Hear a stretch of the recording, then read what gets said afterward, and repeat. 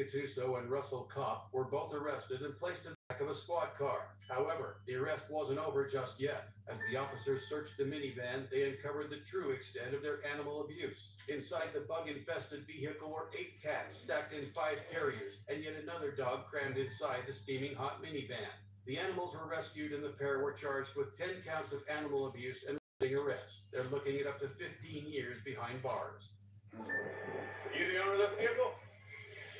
This is 50-year-old Raul Carvajal, and he's about to go to prison for willfully, knowingly, and intentionally torturing a defenseless 3-month-old husky. On the 20th of July, 2022, security at a Las Vegas hotel and casino spotted a husky locked inside a car under 113-degree weather for more than 2 hours. There was no air conditioning, food, or water, and her mouth was bound shut with electrical tape. Luckily, security managed to get the dog out of the car through its sunroof. That's when the police arrived.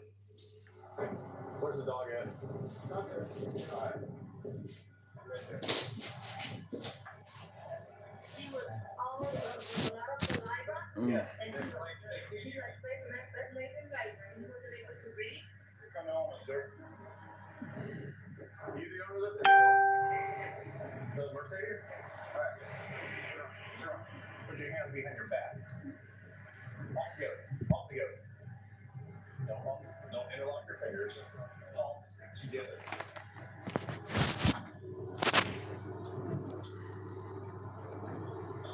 You have a husky inside the vehicle?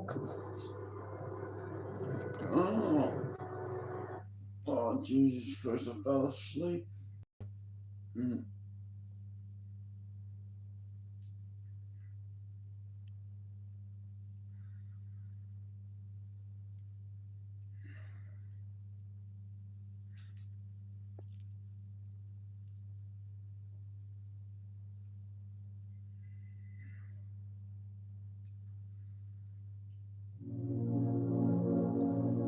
Oh, hello.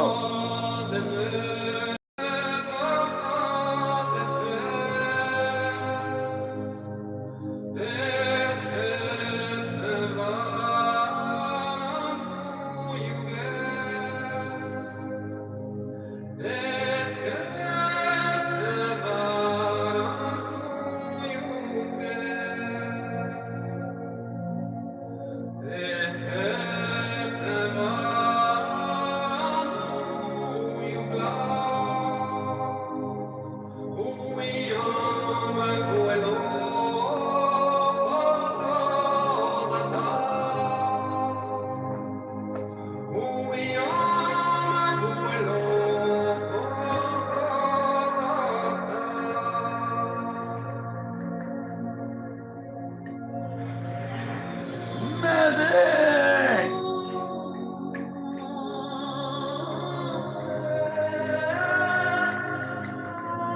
We got a Black Hawk down. We got a Black Hawk down. We got a Black Hawk down. Super 6-1 is down. We got a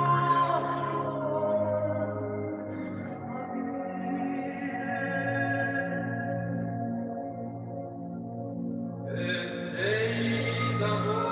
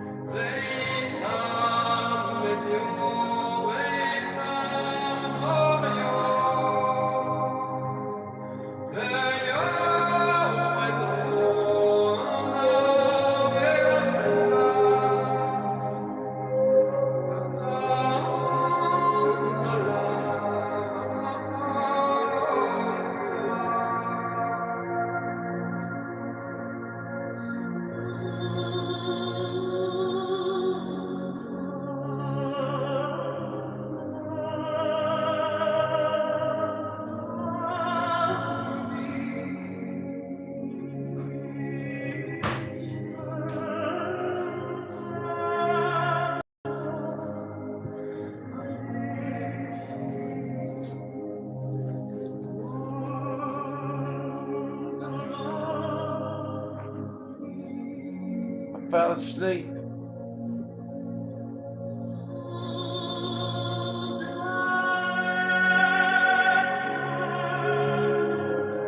I fell asleep. I was fucking bollocks. I didn't sleep much last night.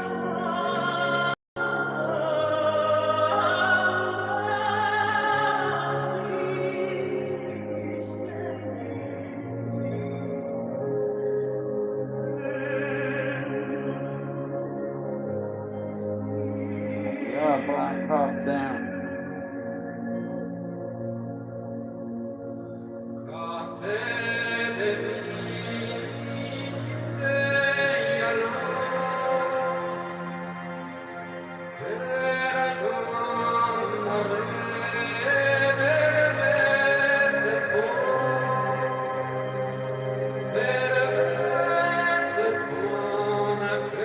I'll lay down. My stomach was hurting me, so I said, fuck it, I'm gonna have a sleep. So yeah, I had a sleep.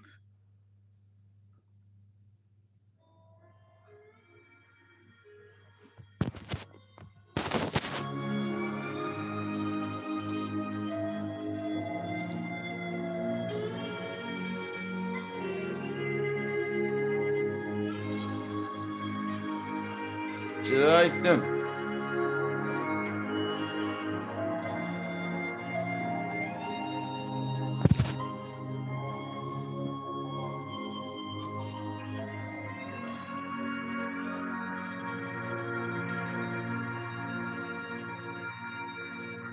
Thanks. Don't feel it.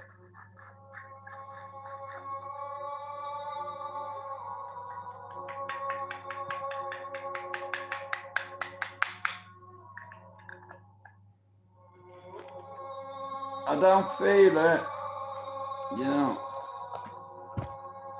But yeah, I had a little snooze, at least I needed it.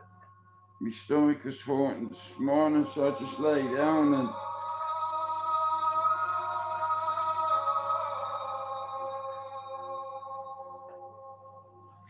no, fuck's sake.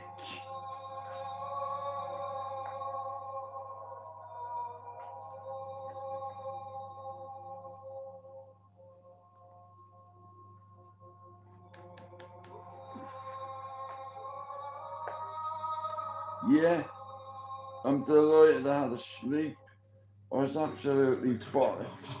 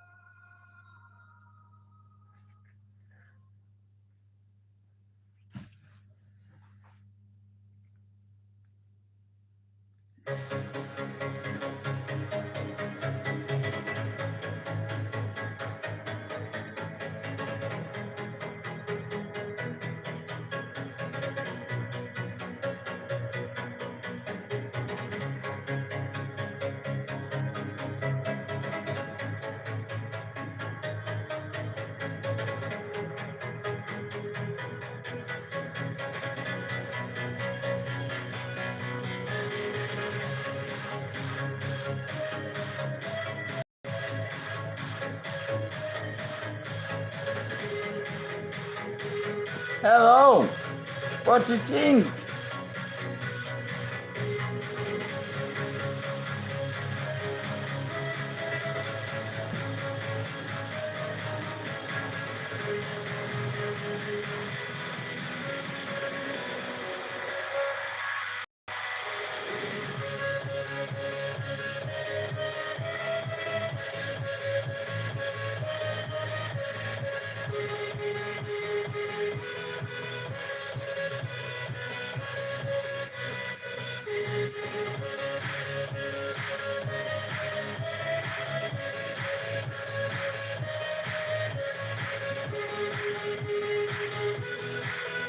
I know, I fell asleep.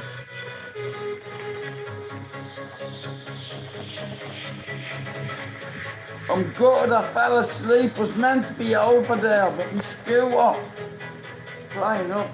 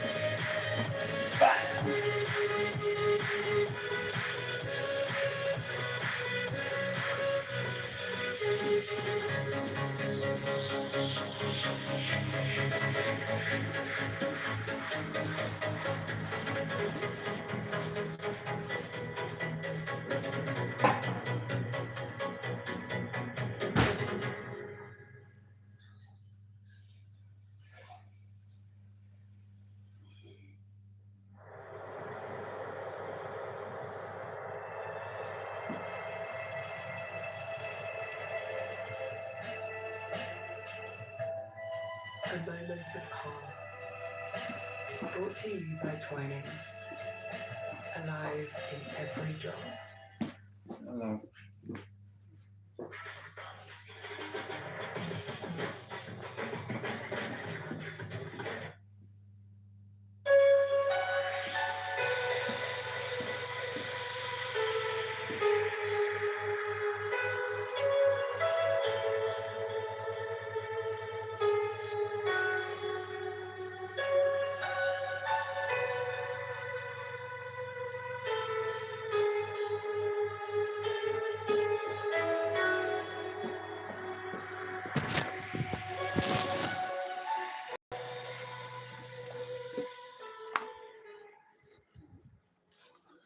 I miss Ricky Hatton's funeral. I'm fucking gutted.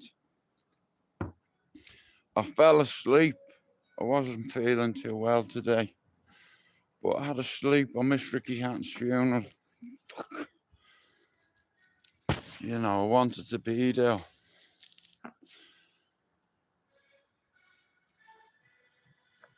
Yeah, no problem. That's my bad. I fell asleep.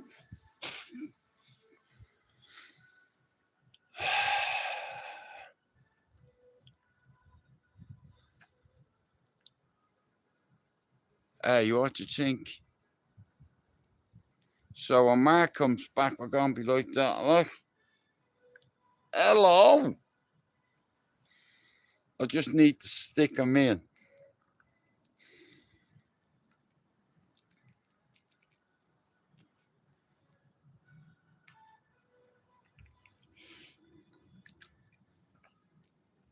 We will. Yeah, I need, honestly. I ended me live. I was about 10-15 minutes in. I said, fuck it. I fell asleep, man. I miss Ricky Hatton's funeral. Fucking wounded.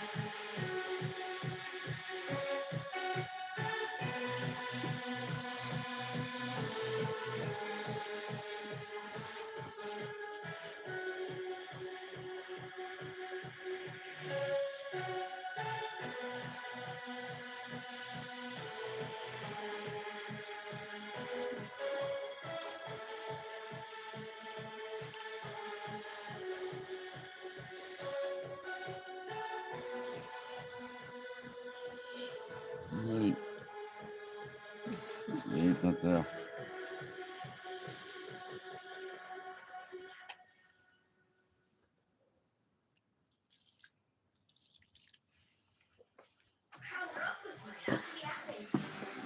Hello. You know, I stuck the heat on, yeah? Oh, man.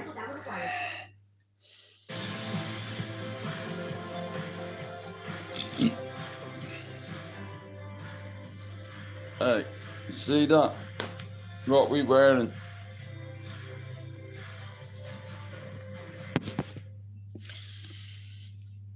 So, this outfit.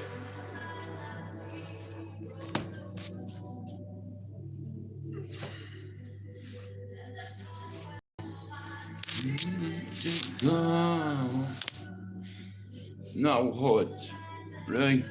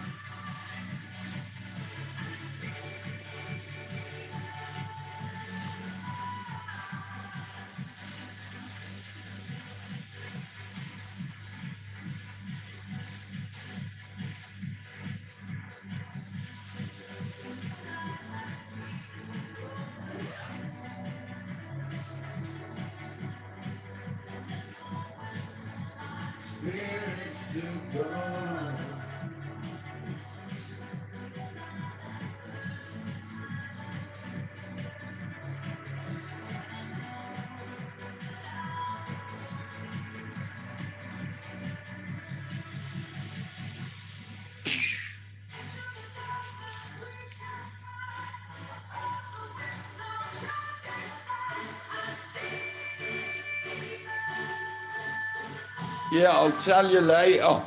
Like I said, I fell asleep, I woke up.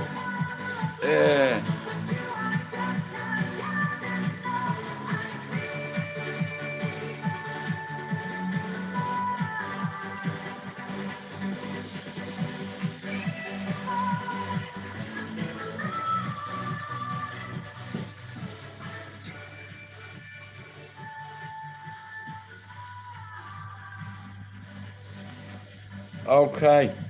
What did he look like? Okay. What do you reckon?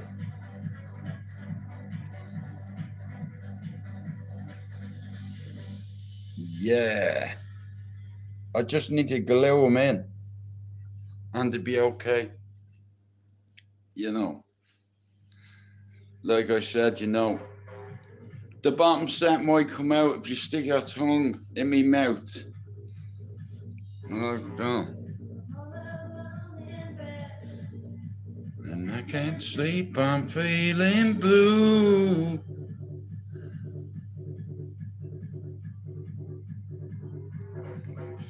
I try to close my eyes, but all I'm thinking of is you.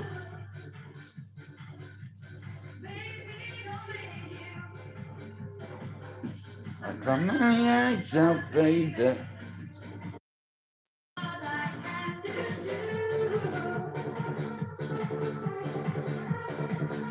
Lee Marvin Hitchman, I'm waiting for you. I'm here waiting.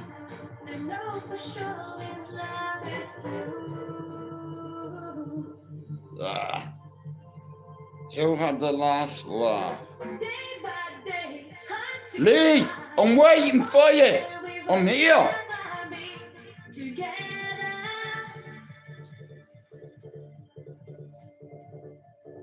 Look.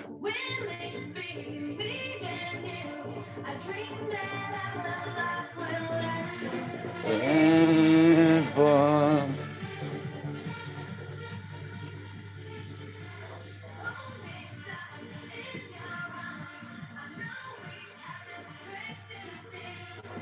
together.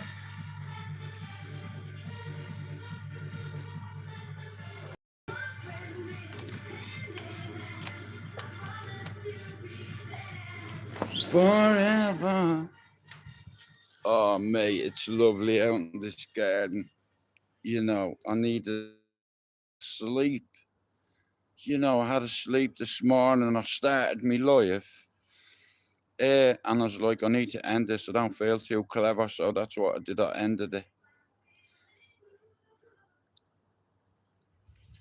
Shout out to Lee Marvin Hitchman, you bowsy.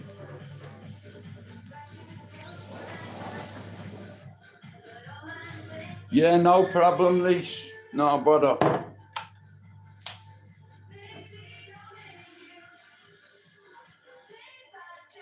Heart to heart.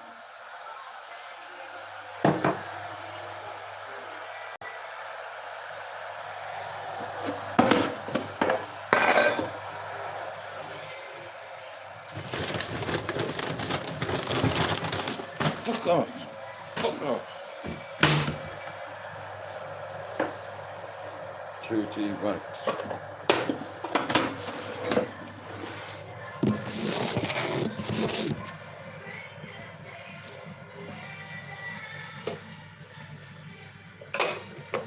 Come on, bro.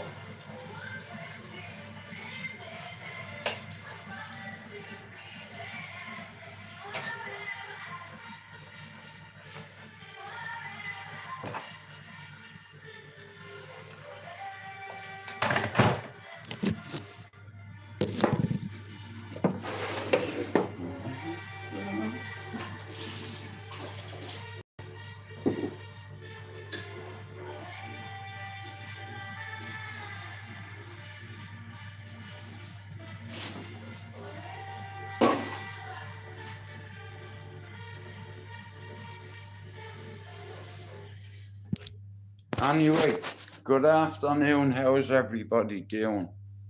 I fell asleep this morning. Sorry about that. Oh man, fucking hell. Anyway, good afternoon. How you all doing? That's one for Panadol.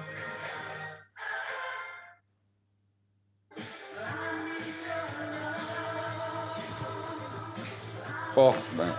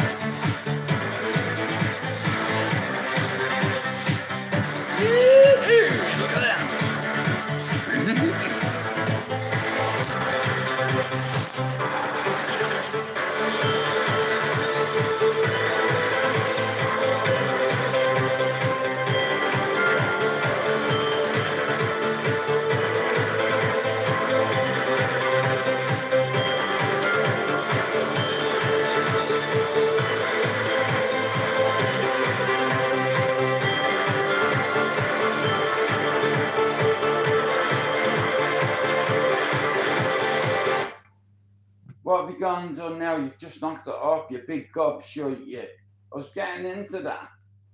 You know. I remember him falling off the stage. Yeah, Armin van Helden. I think he fell off a fucking stage. Hockey hoop style earrings, fully and just so you know. Fuck you on your earrings, just so you know. How about that? Anyway, good afternoon. How's everyone doing? Hello. Like, do you like them? Do I look handsome? Hey. You know what adversity is? Life's a strange fucking thing, isn't it?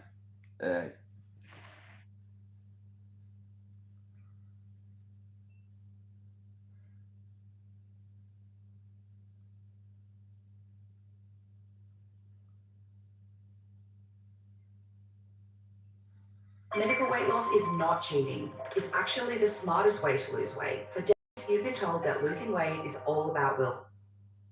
Yeah.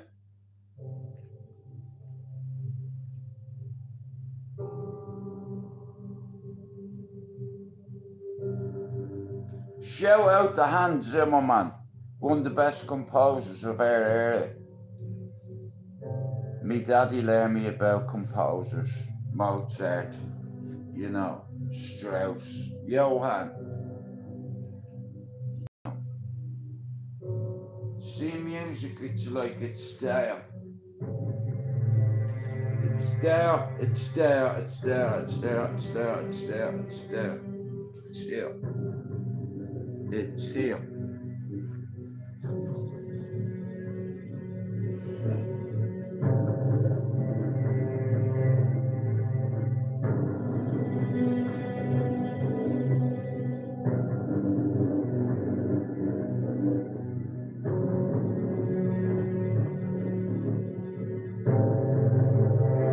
Like that.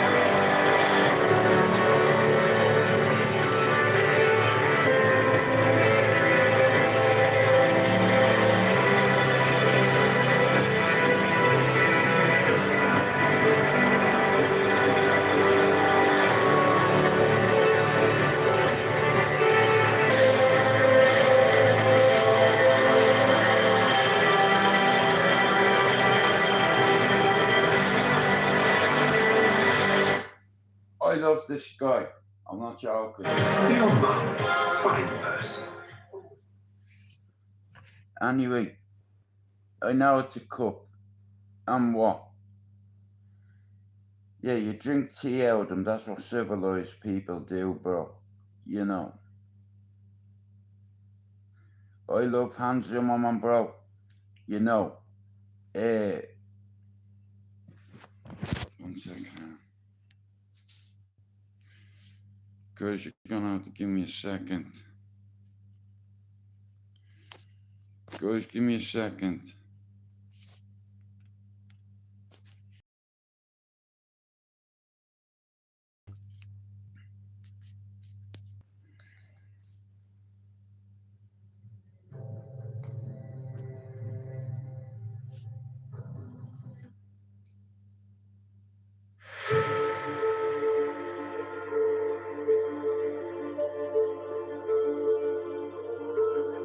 Hey, Alina.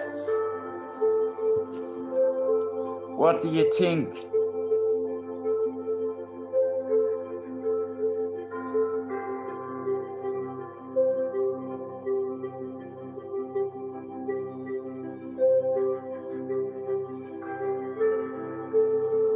Everything is about timing with me.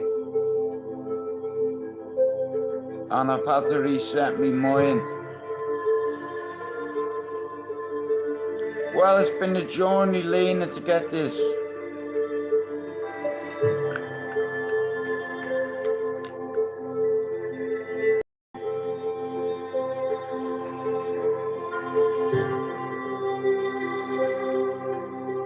I'm getting myself calm for tomorrow.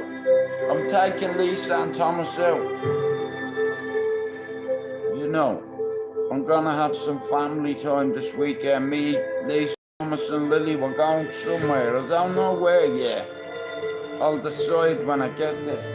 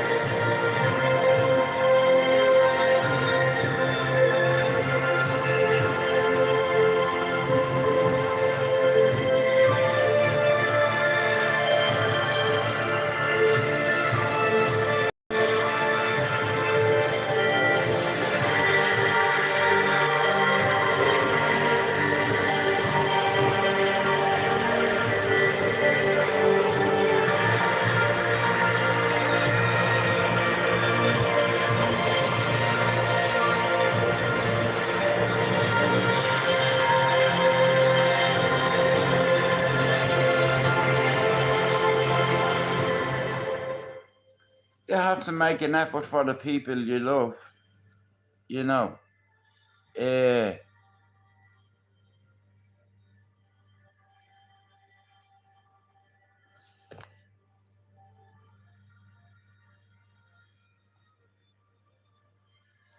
5 more days and I've done 28 days here. You see, I couldn't go hospital. I didn't want to go back on my mood stabilizer, so I said, fuck it. I'll stay here for now and try fix myself and get me mind and me well-being. You know, I know I'm working on myself, you know, in order to help other people. I'm doing this out of love. You know, me dad taught me how to fight, Lena, and me mother and me granny taught me how to love, and there's no balance there. But, you know, without me mother and me granny, I wouldn't be who I am today, and me dad, you know. And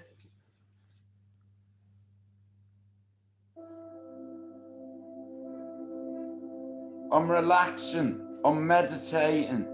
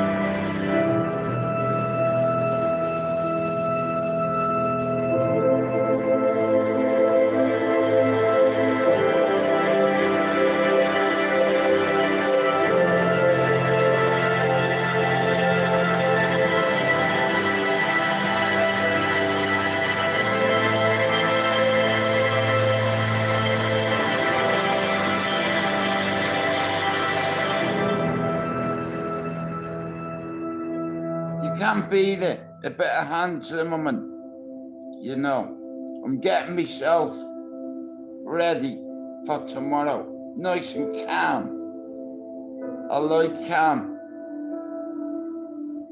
And I feel very calm at the moment.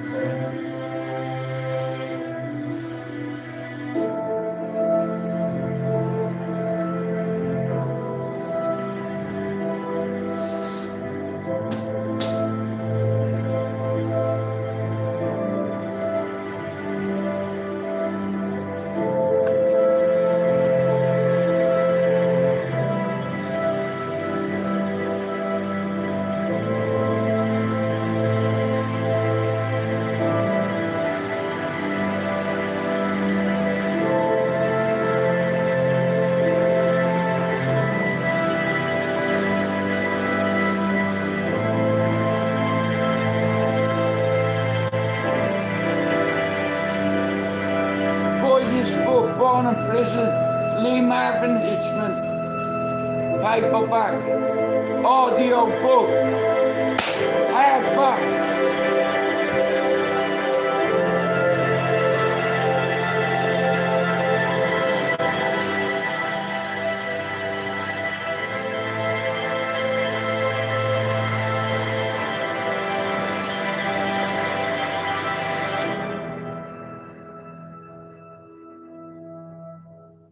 Classical music.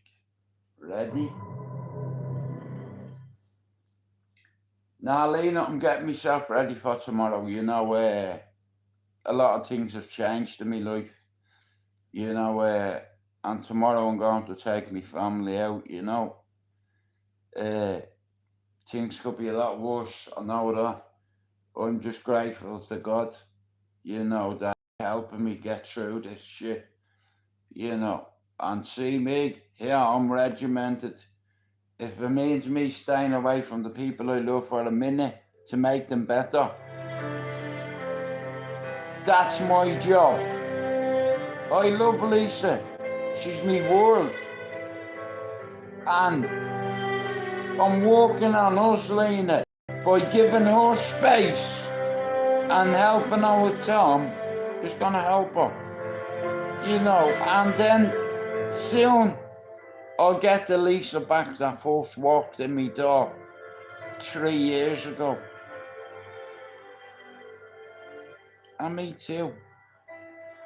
I need to work on me too, and that's what I've been doing most of my life. But the last 23 days is self-love, self-taught, and self-fucking-discipline. My daddy taught me discipline. How dare I forget that lesson? I'll never forget that lesson, ever.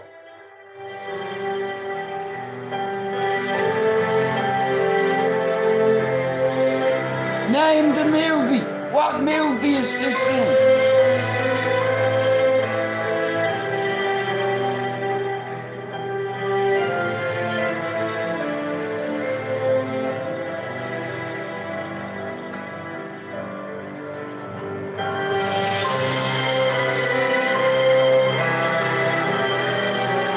I love this guy.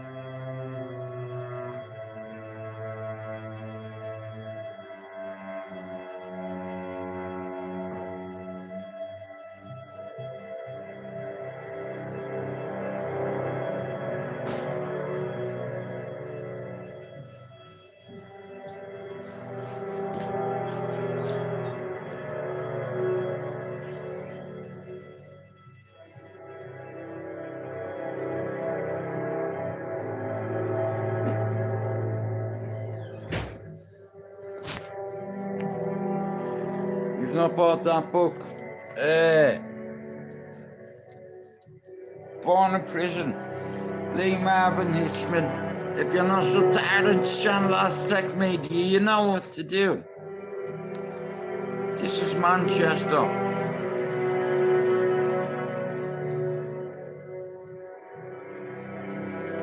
Down at me sisters.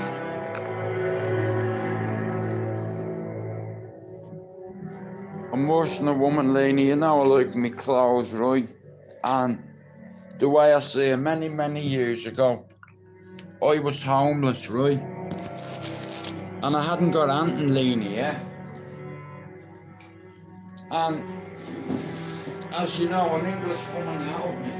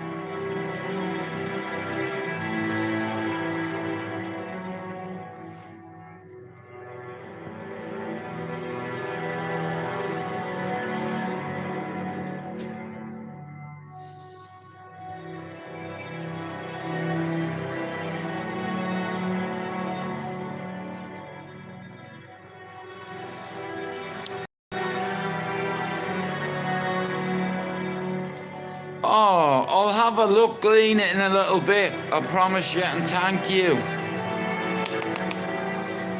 Hey, leave my brothers alone.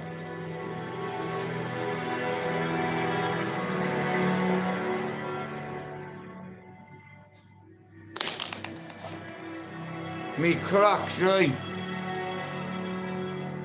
Well, I appreciate it, Lena, and I have a lot of love for you too.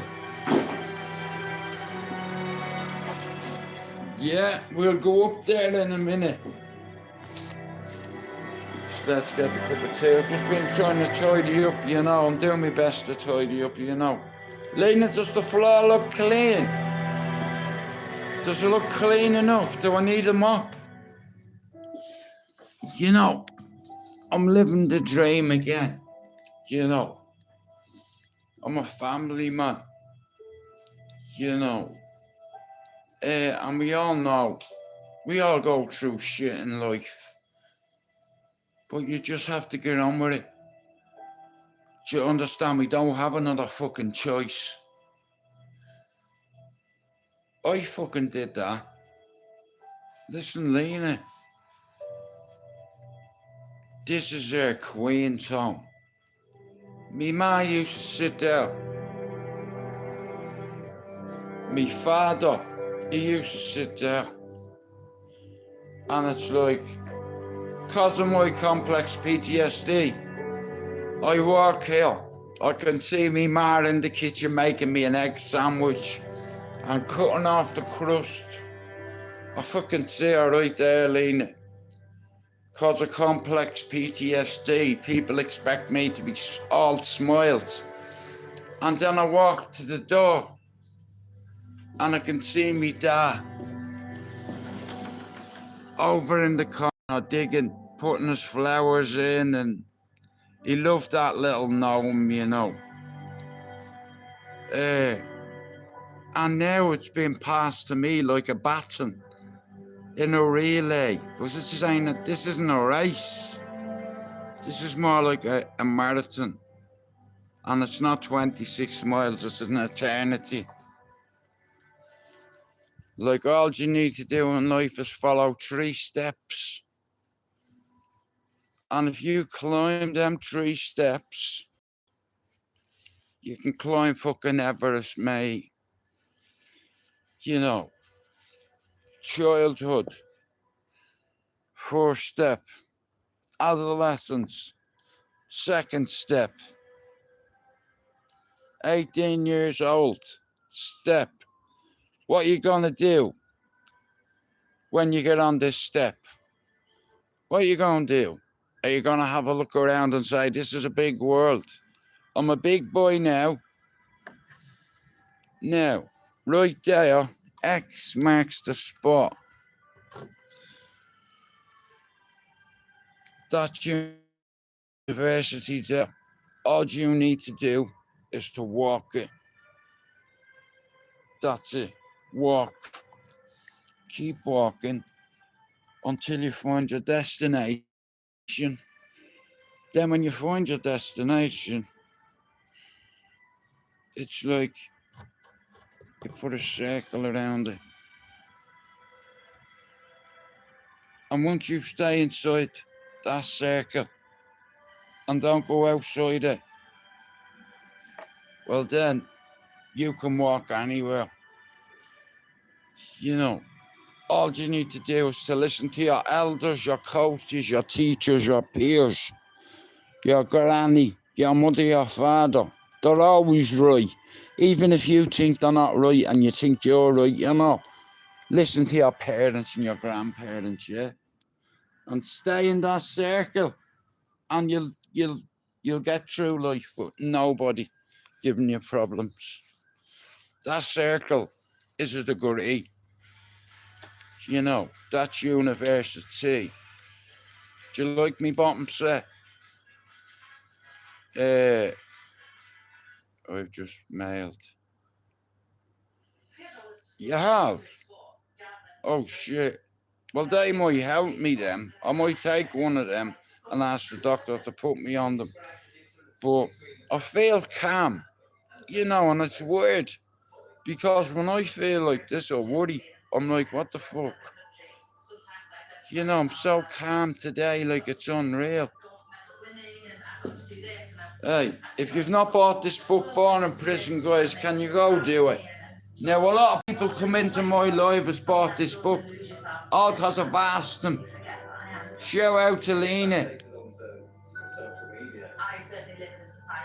Hang on, you've sent you. I've just mailed Queen with the name. Oh, got you. Right, I'm with you. I read it wrong. My bad. I read it wrong. Yeah. Paris is quite hard one. I wanted to get that gold medal, and unfortunately, I came in with the bronze, which.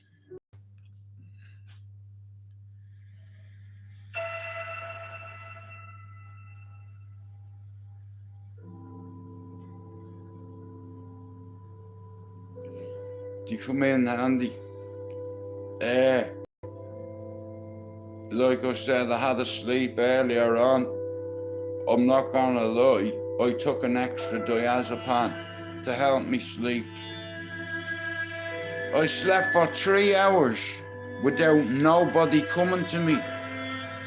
You know, I had that's probably the best 3 hours sleep I've had in a minute. You know, undisturbed sleep. I was like, I woke up and I was like, I wish it was like this all the time. You know, where I feel calm. And that's what I'm worried about, because I'm 5 days off the target I set myself, right? 28 days later, I could have been sectioned. If I mentioned suicide to my psychiatrist, hey, that decision is taken out of my hands. 28 days, Jude, you have to go in for. I have a duty of care to you. You're certified psychotic, complex PTSD, plus 93 evaluations in 45 years. I can't take a risk. You're a danger to yourself and you're a danger to society. And Lena, every time I got sectioned, that's what I was told. I was a danger to myself and the people around me. I had status and category put on me. You know, I wish sometimes I wasn't that guy. You know, it's like, and I try to run away from me past, and it's like, it's caught up with me. Well, that's progress. You know, like, we don't realise. This is why I said that to you, Lena.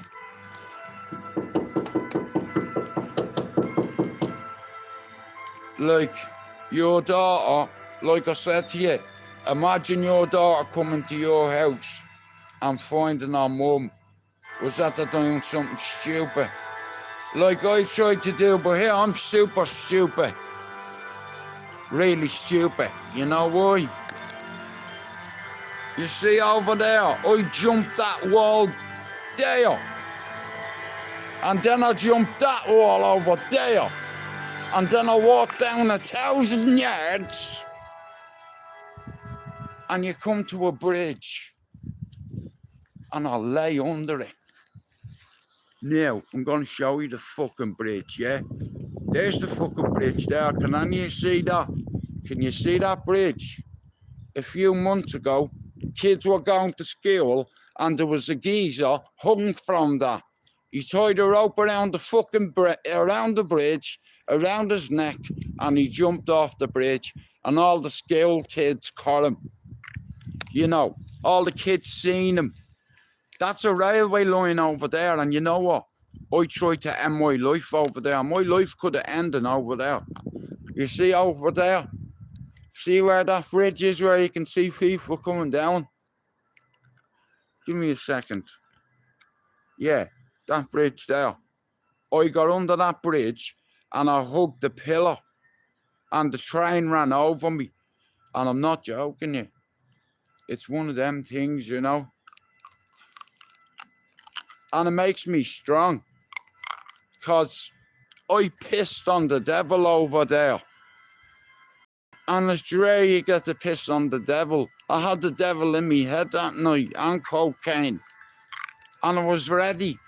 I was just so tired of being tired. And I said, you know what? Tonight it's going to end.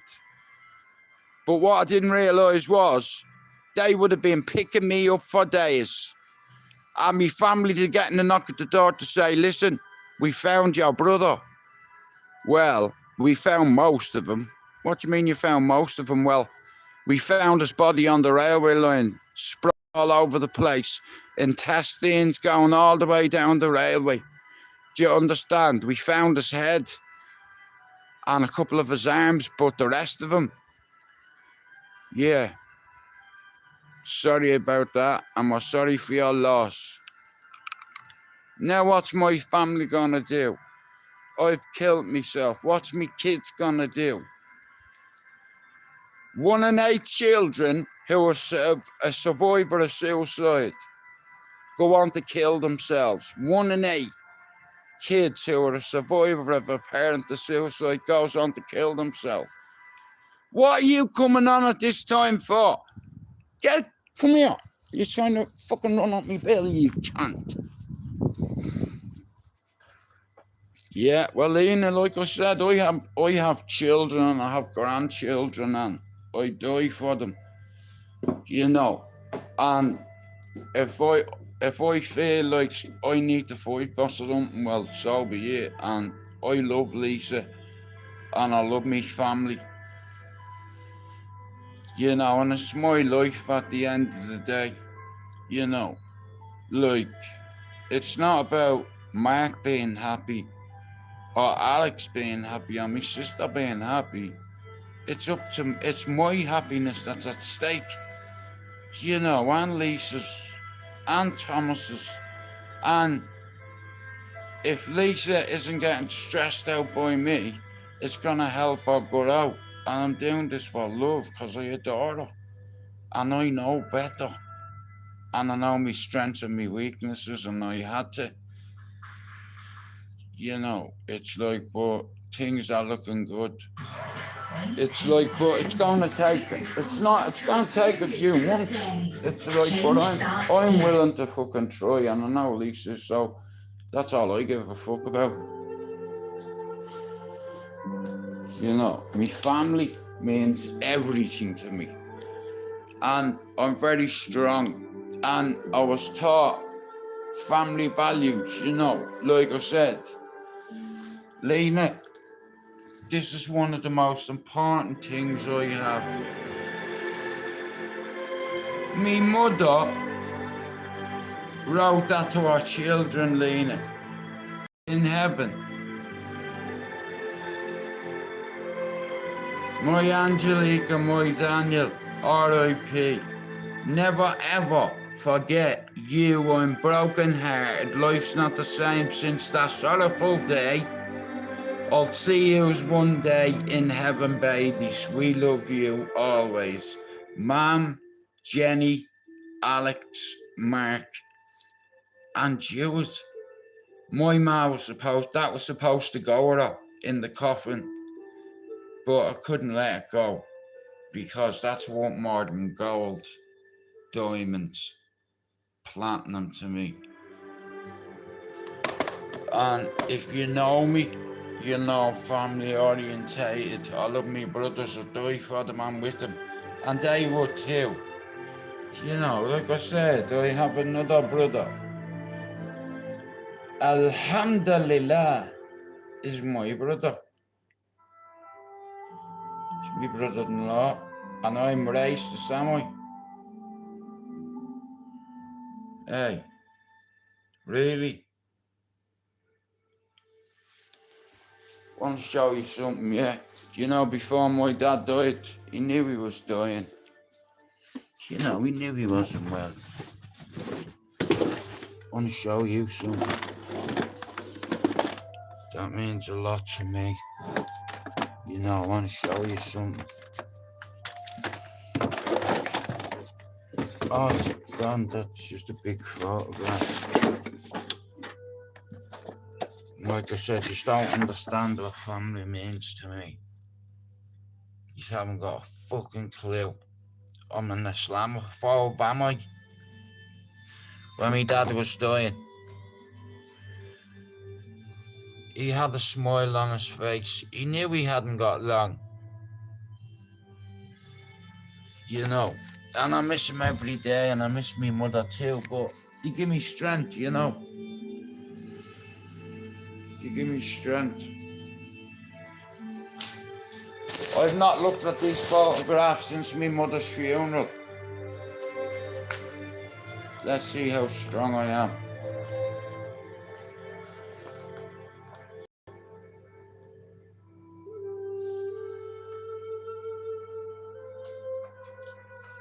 Hey, Lena. There's me little brother in the desert. Right? Don't talk to me about deserts. Yeah. Does he look like he had a good time? He looks like he's fighting for ISIS. Authorities everywhere are on the hunt for the roof man. But that wasn't even the crazy part. I would like to introduce you to someone. Be careful who you talk to. Would you go out with me? I would very much like to go out on a date with you. You got to cover your tracks. Whatever you do, you can quit right now. Oops. Roof man. With 20 hotel brands and IHG Hotels and Resorts, you can guest how you guest. Unplug for the day. Or plunge into a long weekend at a Holiday Inn. Have your big moment. Which one's me son, Lena? At a Crown Plaza Hotel. Good looking boy, isn't he? Hey. Experience something unexpected at Ginton Hotels. Choose from 20 IHG hotel brands and earn points for reward nights with IHG One Rewards.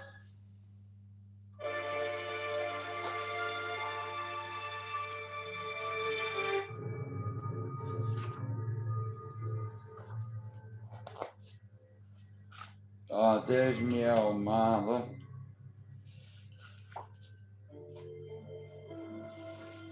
There's me ma, Lena, look.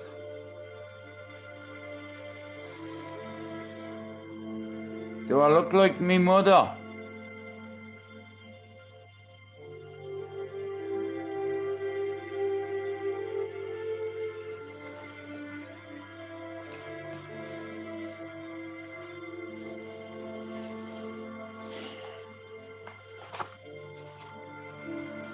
It's about that, isn't it?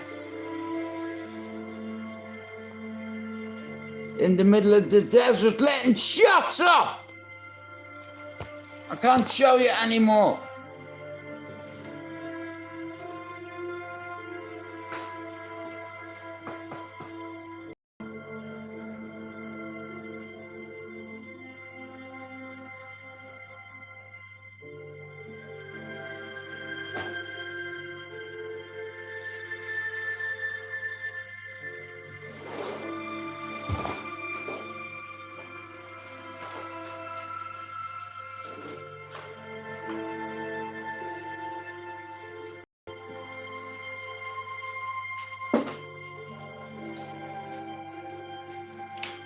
Right, come on, go outside.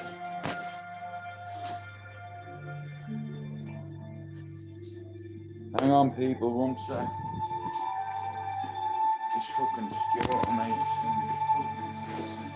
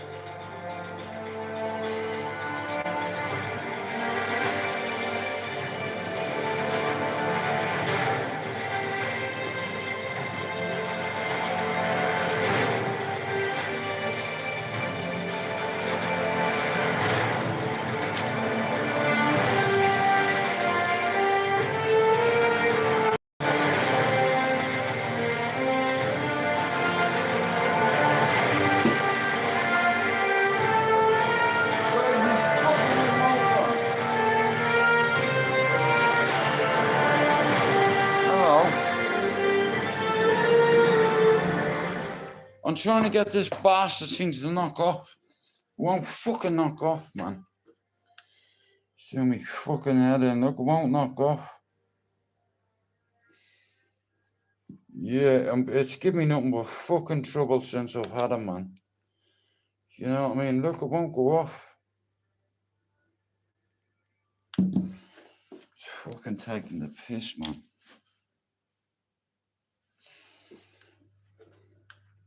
You're gonna have to wait a second here. Hang on.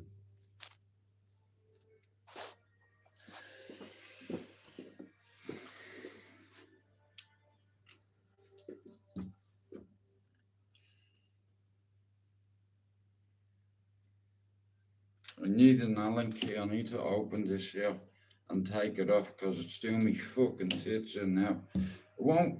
Right, there we go. Come on, you can't.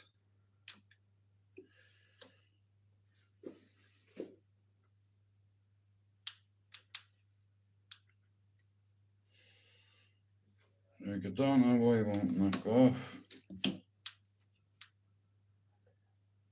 Oh, fuck off, I give up. I can stay like that.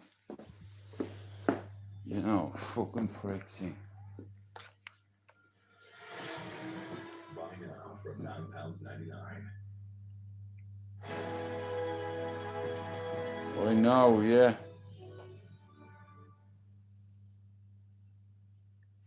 I feel a little bit better though, you know what I mean?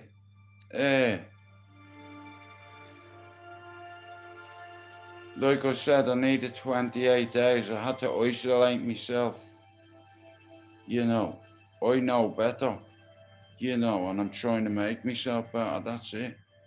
You know, because like I said, you know when you worry about everybody else's mental health and you come on here, it takes a lot out of you. YouTube is fucking kind of destroyed me, and then it's helped me rebuild myself again. You know, I like adversity. I like people expecting me to quit and to fail. Well, you're gonna have a long time waiting for that. You know, you can't give up hope, nor despair, especially if it's all because of you and you're not there. Now, will we put the me biggie cat on? Do you like? But goes that way, like that.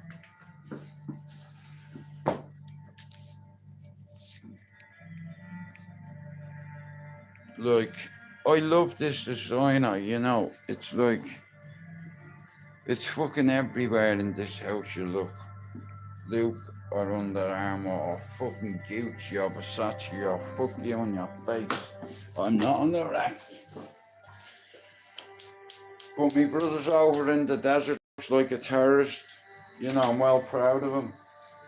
You know, I think he's over there teaching them how to shoot, joke thing, he's over there. Because he wants to become like the donkey out of Shrek.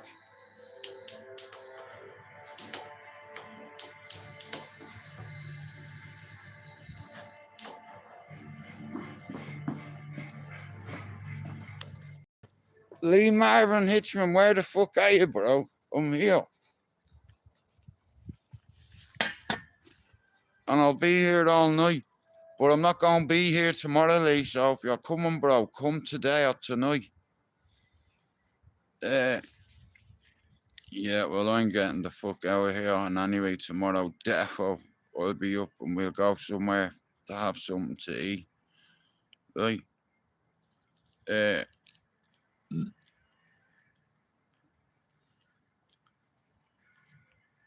I want to get some ice cream, some fresh cream, some strawberries, some mandarin, a banana, 2 of them sauces, some of them sprinkles, and all I need is 2 clear glasses. You know, I like making desserts, so I'm gonna make us one tomorrow. Well, like I said, it's a lesson for the both of us. You know, something had to give.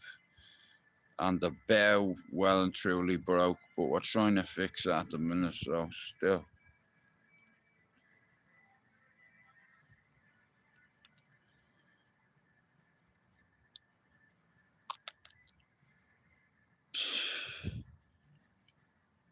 You know, and I look at myself now and I'm like, wow. Like, hello, Mr. BDL. Hey, my brother's over there. He looks like a Talibani. You know, I don't know what I'm going to do. You know, if these pictures get out, people might think we're terrorists. You know, no, not at all. We just like to shoot guns in the fucking desert, allegedly.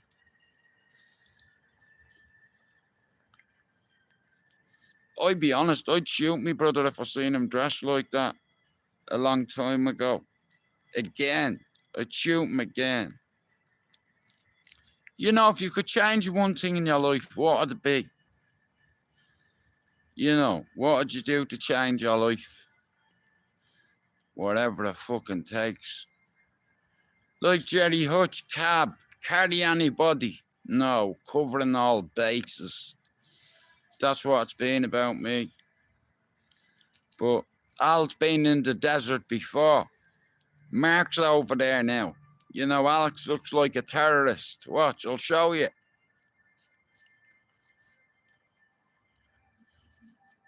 Yeah, me too. Them spring rolls were literally banging. Ball bagging. You know, me balls are blue, yeah. Sorry. So come on, I'll show you me brother and tell me if he looks like a terrorist. Right, now listen, yeah. You better not judge my brother, right? Because of one photograph, yeah? Now, one of them is already in the desert right now as we speak. And the other one has been to the desert. Watch, I'll show you. I don't tell it is, you know, it is what it is. You know, it's the way me mother raised us, you know, look. There's my ma there, look. That's how I remember my mother. You know, I lost me dad and it killed me. But you know, when I lost me mum, it fucking destroyed me, bro. Family is everything to us, you know. And all you're left with is photographs. Family. You know.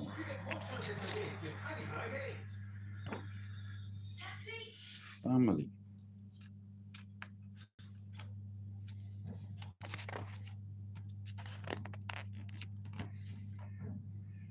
Family.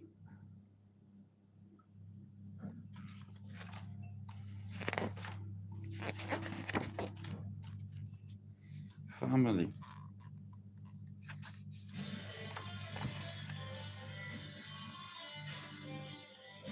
Family. Family. Alhamdulillah. Me brother looks good as a terrorist, doesn't he? Hey! Mark's over there now. Me brother's about in the desert, you know.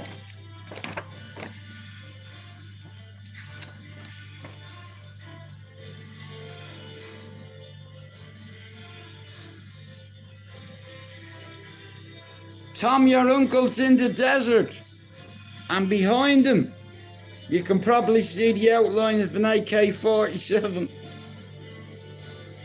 He's sitting on it.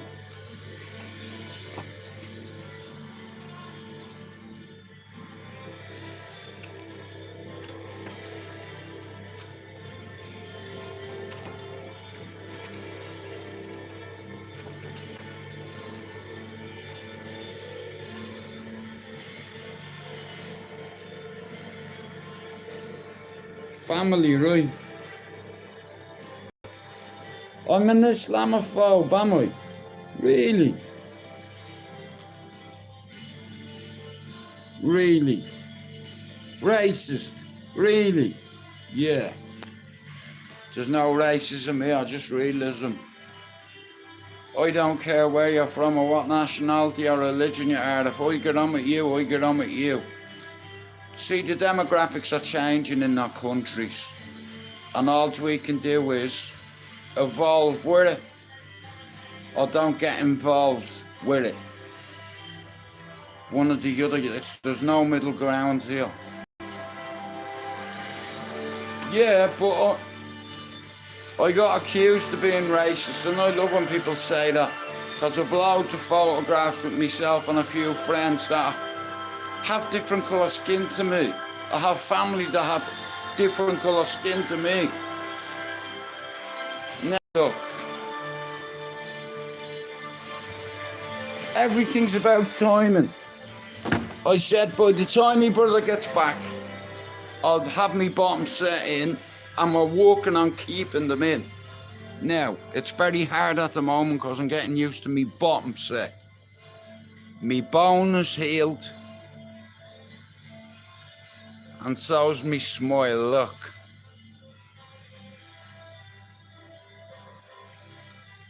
I fucking love adversity, you know, people. You know, I used to be homeless in a hostel with loads of drug addicts. It's like, and I become a drug addict. That's where I found cocaine. In a hostel. Crack cocaine, not powder. And one particular day, I decided to have a pipe and a line simultaneously. At the same time, I had a line of coke and I had a pipe, and I collapsed.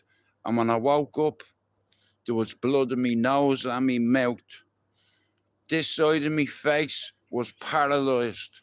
I couldn't move my face, right? So sometimes I talk out that side of my mouth because I had what he said was a 1 in 10. I had like no, I wouldn't say a mini stroke, but I wasn't far from it. And I ended up, this side of my face was like, I start talking out this side of my face, right?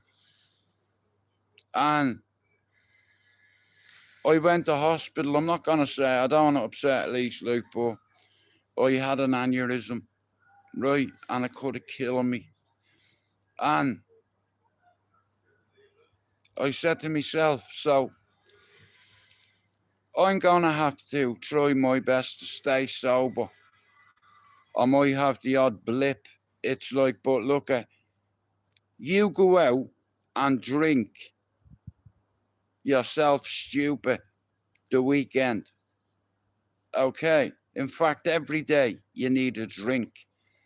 And then society criticises someone because they like to snort cocaine rather than alcohol.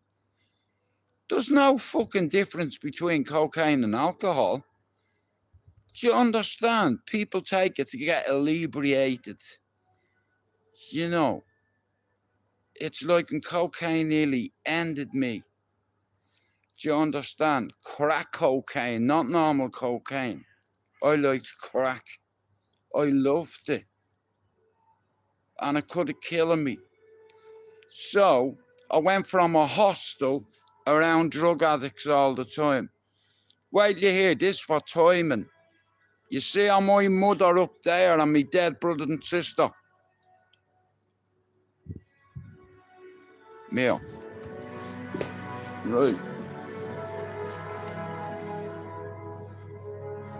Right, so I'm going to tell you a story. You see on him, right? On his picture, I was contemplating taking my life. I was in a hostel, in a room, on my own, that stunk, because I didn't want to get in the shower. I didn't want to do anything. It's like, and I got a belt, and I put my shoelace onto the belt, and I was about to put the rope around my neck. I swear on my kids' lives, when I was in the hostel, you know, like I can talk about it now because I overcome it. Do you understand? But as I was about to take my life, have a guess what happened? No, listen to the story. This is beautiful. I was about to take my life and I heard a knock at the door. Nobody knocks at my door in the hostel. I don't know anyone. I know one person called Terry, right? So I ignored it. I heard this, Stuart. Are you in there? I was like, who is it? He said, it's Nicholas. I said, you what? He said, it's Nick from next door. Come here, bro. Are you okay? So I fucking hid the belt under my bed and the lace. He said, you've not left your room for a few days. Are you okay? I said, yeah. He's like, come here, can you play FIFA? I said, yeah. He said, you want to come in for a smoke? Get you out of the room, bro. You know what I mean? I could do with the company as well. So I went in, I'm smoking weed, and he whips out this pipe. This is how I first found crack cocaine. Let me put these in because they're doing me head in.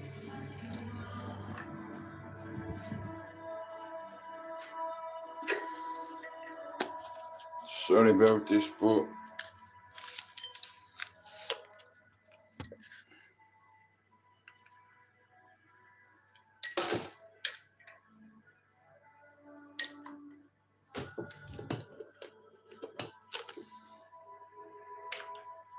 trade them.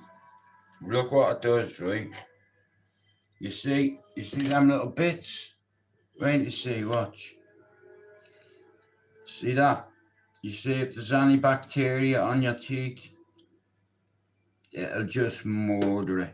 You're supposed to put one in, I put 3 in. And you see when the water starts to go blue, it's doing the job for you. Yeah. Helicopter incoming! Bro! Send it!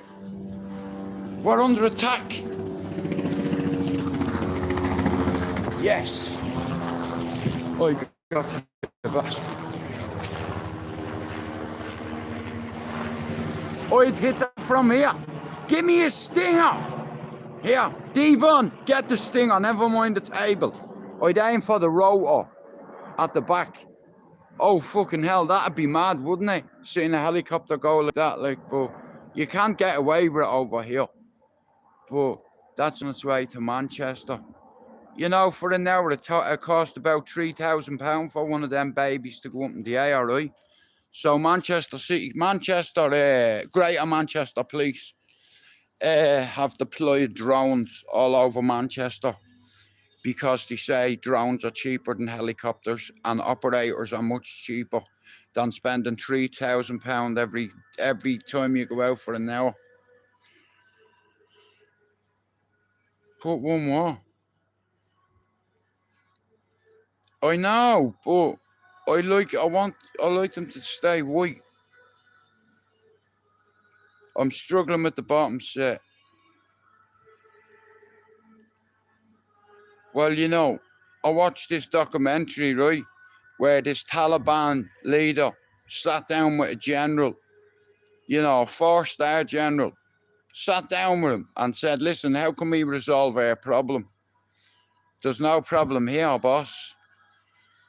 So this general said, listen to me, loads of innocent people are going to die. You know, we need to put an end to this war now. You know what the Taliban leader said? Well, tell you what, I'll consider your proposal if you get the fuck out of my country, you infidel.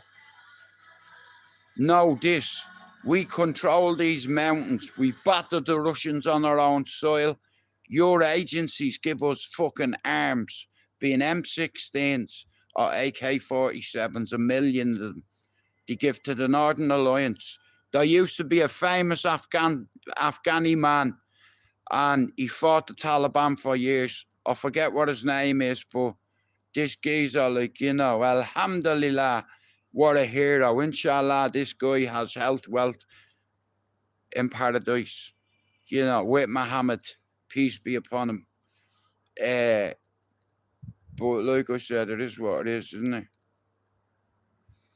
So the Taliban leader said, listen, General, you go back and tell your soldiers, we'll pick them off. You can kill 1,000 of us, and tomorrow there'll be 2,000 of us on top of that mountain. You understand? These people that you're killing have sons, and they're going to grow up hate Westerners. Do you understand? And they want to become soldiers. They want to do a jihad, which means holy war. And can I say this now while we're on the point of fucking this? Gary Neville, you're a twat. You don't speak for me. It's because of middle-aged white men you have your fucking hotel. It's because of middle-aged white fucking men that support you and Sky Sports. It's middle-aged white men that have subscriptions with Sky fucking Sports. And you see you are a right cunt. You're English. This is fucking England, mate. England's been good to me. Do you understand? You know, if my son wanted to hang a Union Jack up there and anyone said, and we're getting into trouble here, listen, I don't give a fuck. Here, I'm prepared. Here, get Dave, never mind, get the table. Devon, get the shovel. Here, tell you what, I'm good with this, right? Now, let's fucking go, mate. Like, so, I know if I'm going to get hurt, one of you is going to get a lump taken out of your forehead. And listen, see that? I have something on my bucket list, right? I know that I'd cut a melon, right? So imagine if you went like that, whack, on the top of someone's forehead. Now, you can't hit them on the actual head. You have to hit them just under the hairline. And then what'll happen is loads of blood will run into their eye and they'll be compromised. So they'll be like that, basically, right? Listen, Houston, we have a fucking major problem. Now look what I'm gonna have to fucking do. Bro, just hit him. And he's not moving. What am I gonna do? Bro, listen, we're gonna have to do something. You know what I'm talking about. Right, fuck it. I'll get the shovel, bro, right? We'll bury him in the garden. Yeah, wait, I better bring two with me. Fuck's sake. Right, bro, I have one for you. Right, here. He's going in that wheelie bin. Do you reckon I get the wheelie bin over the fence and then over the railway? You know, and it mightn't be discovered for 4 or 5 years because they don't give a fuck about that railway over there. You know. Lena, I need to get a hair dye.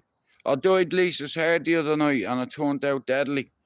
I want to dye my hair green. You know, I want to dye my hair green, but you know what I have to do? I have to mop the floor. Do you understand?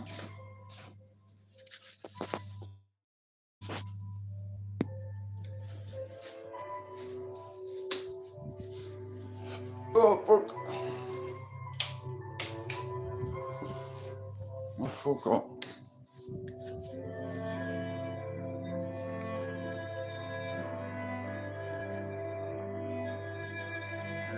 Hello, Aaron.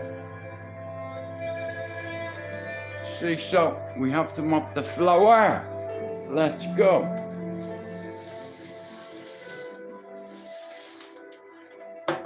Just like prison.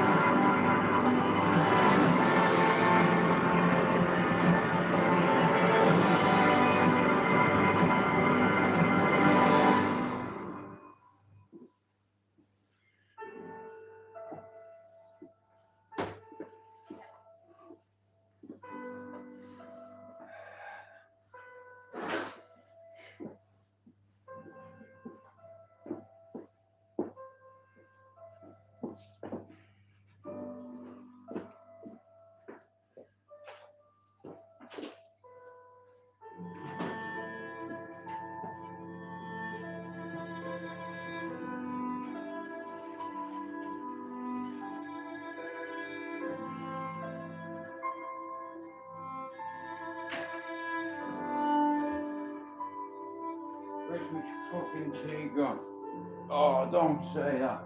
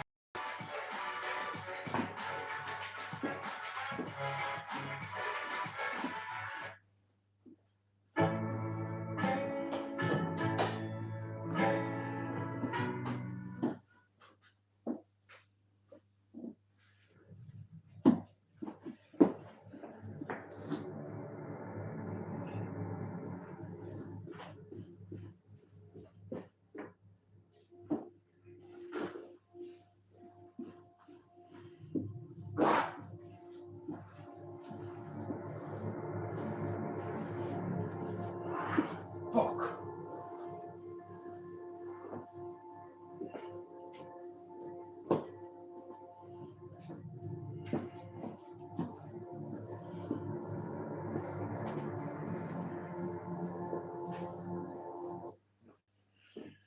Right. Houston, we have done. Hello.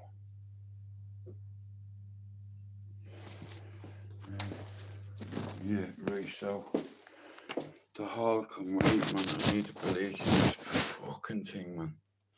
So then you put the bleach in your bucket. Do you understand?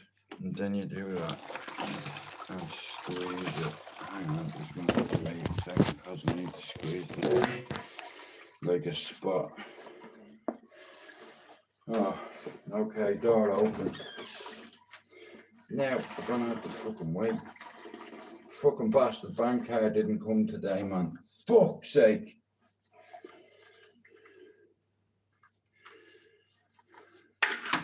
That was a workout in itself. So basically, yeah, does it look tidy? What do you think? Hey, like I said here, I don't like clutter. Oh, bollocks, there's 2 footsteps up there. I'm not walking 20 footsteps to get rid of 2. I'm gonna have to go around the fucking back and stretch. Everything's done. Just like I said, cause my son's coming tomorrow. Do you understand? You could eat your dinner off our floor. That's the truth. Cause it's mopped every single fucking day nearly. Every day it's mopped. So I'm gonna sit my little hobber fucking feet down now. Now, everything's done. I just have to wait for the floor to dry.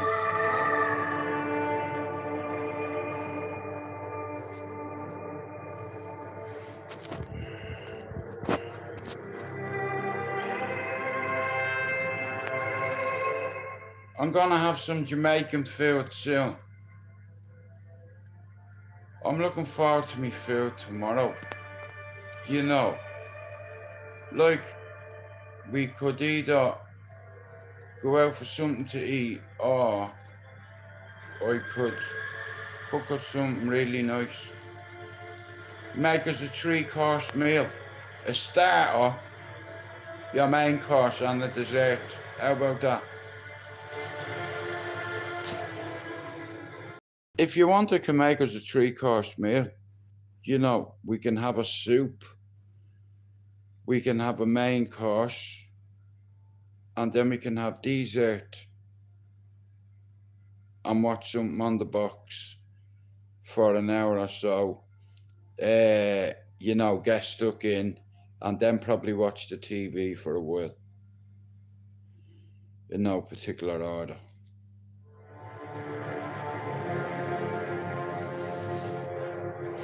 Told you, see me? Yeah, well, that's not a bother then. Fuck it, we'll go then. We'll go out and have some food. No bother. You know. I don't know about that. I'll see. I'll flip a coin. Hang on, will I flip a coin? You know how sacred the coin toss is, don't you, Lisa? I tell you what, I'll make a deal with you, right? I'll flip a coin, yeah? And if it lands on the heads, I come see it.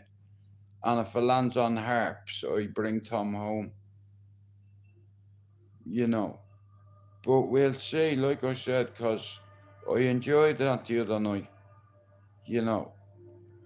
And I'm talking about the fucking film and the movie we watched before you straddled me, sorry. But forget about that, and anyway, we're not, it's like, yeah, it's like sometimes in life you have to fight for things, and I've been here a few times before, and it's learned me, and the first week me and Lisa broke up, I hated her. I fucking hated you for a week, I really did, and I don't hate anybody, but you can't just switch things off. If you really love somebody as much as you say you do, you'll do whatever you have to do if you think it's going to make them better. Like, you know, and when I went up the other day, me weekend Lisa was there. You know, that's all I want. Yeah, is me weekend chick back.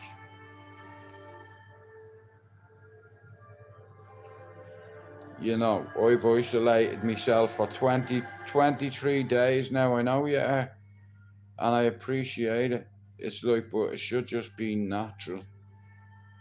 Like I said, it's like if we get back together again, you need to fucking swear to me. But we'll talk about it later or tomorrow. You know, like, cause I'd kill for you and Lily. You know that. That's how much I love you. I had to do something and separate myself in order for you to grow a little bit. You know, and now look. You know, the kids are in bed in a routine, and you have that extra time for yourself. We'd have that extra time for ourselves. You know, so it's progress. You know, I'm fucking good. My car didn't come though. So tomorrow I'm gonna have to do what I said I'll do, right? And we'll go to that place. You know, I like having egg and sausage in there. You know, I'm gonna do myself an egg in a minute as well. What, have you had anything to eat today?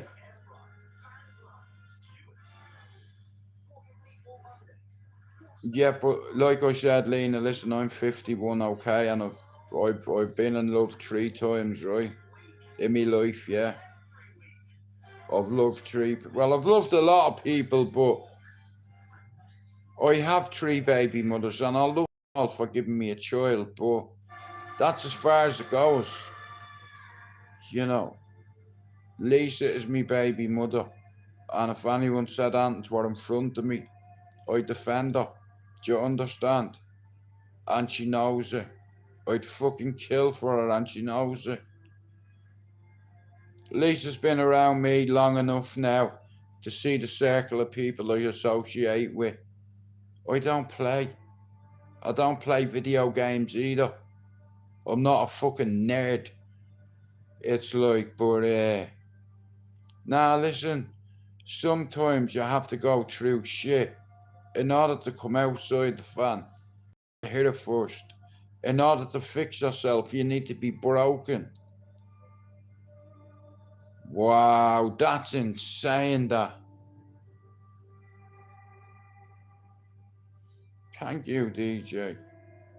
Bro, you know what? See, men, especially Irish men I can speak for, we're very proud, and we put our principles and our pride before our happiness, you know. And if you've got an ego and a nickname and you come from a certain place, and even if you try run away from it from 30 years, what I've understood is life goes on. you know. And it's like, what's the point in being alive and just existing rather than living? And most of my life, because I was a cocky kid, I wasn't afraid of shedding blood, mine or someone else's.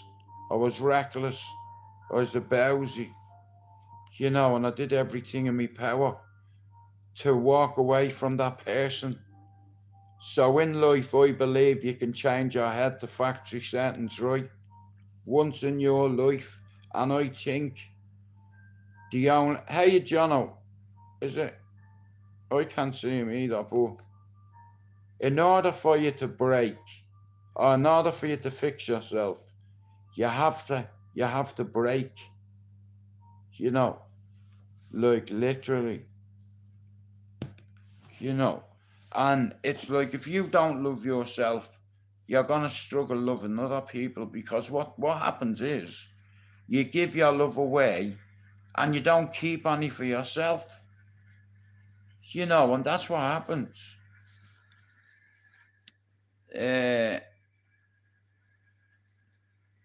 Nah, like I said, when I got sick, I wasn't with somebody for 8 years, right? I can't see Jono. Where is he? Is Jono DJ? Is that you, Jono? But like I said, men were very stubborn and belligerent. You know, when we say things in the heat of the moment, and it's like, I'm just glad that I have me freedom. I'm not locked up.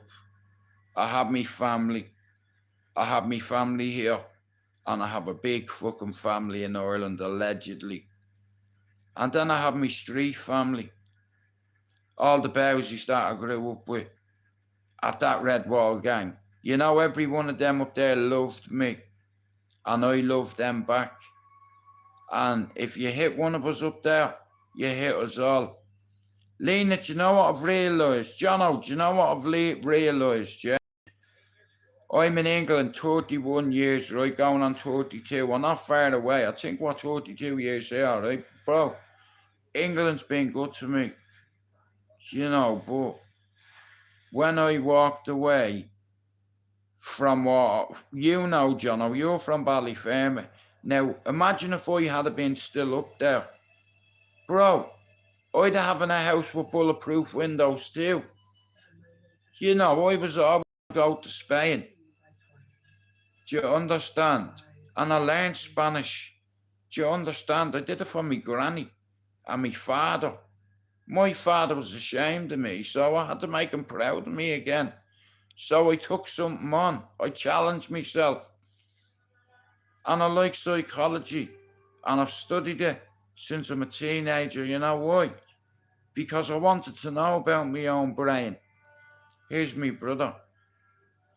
I wanted to know about my own brain, you know.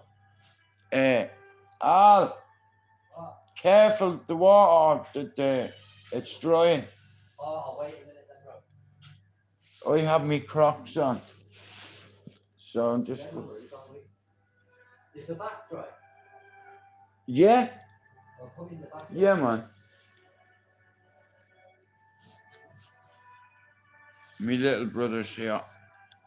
I'd fucking die for this kid too, and he knows it. I shot him years ago. I shot him in the chest without a vest. It's still a bit damp, but nah, fuck it, I'll go over it again, don't worry about it. I can go over it again.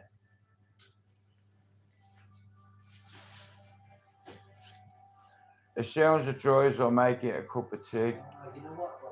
I'm gonna wait. I'm not in a rush to get in. Yeah. Did you get any messages off Mark? No? I'll show you in a minute. I've only spoke to Mark once, like, since he's been away. He normally speaks to Jenny and stuff, but we haven't really been phoning each other. What has he done? Has he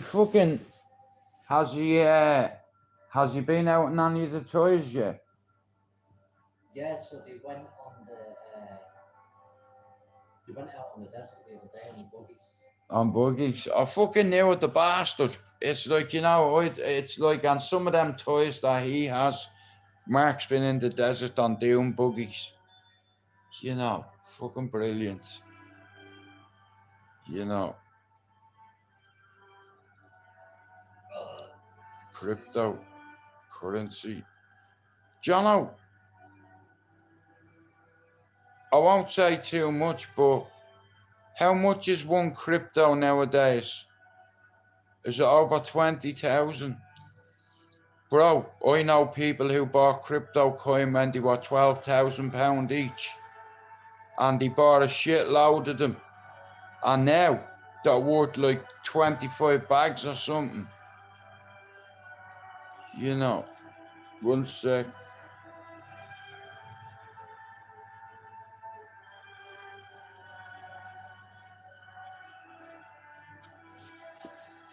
Nah, look, I'm just waiting for the floor to dry so I can make him a cup of tea.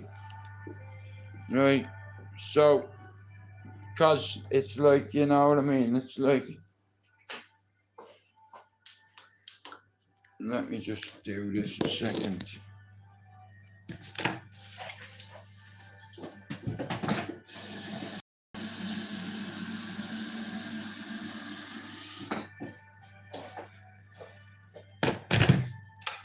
I reckon it's gonna rain, you know.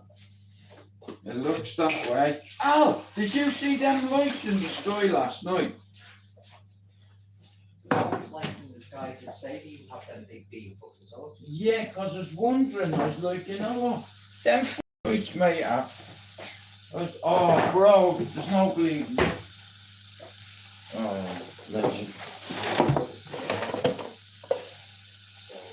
Yeah. I only come in for 6 months. Yeah. But like, I was following all them, so my plan was, just before you go back, to, you know, I can see it, but oh, it's on the stairs.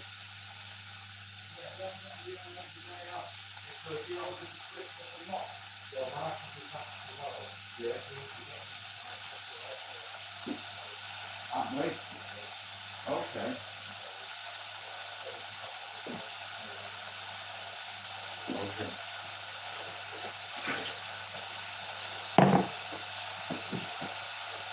Yeah, I was hoping now that the fucking mail comes, you understand, it's like, but... Yeah. I had emails to find from the ship that's been set up that should have been me. But I had to phone them up, the company, to speak to some guy and swap over the payment plans of the different bank plans so they do payments. Obviously, I don't know if much time. Hang on, let me put this on.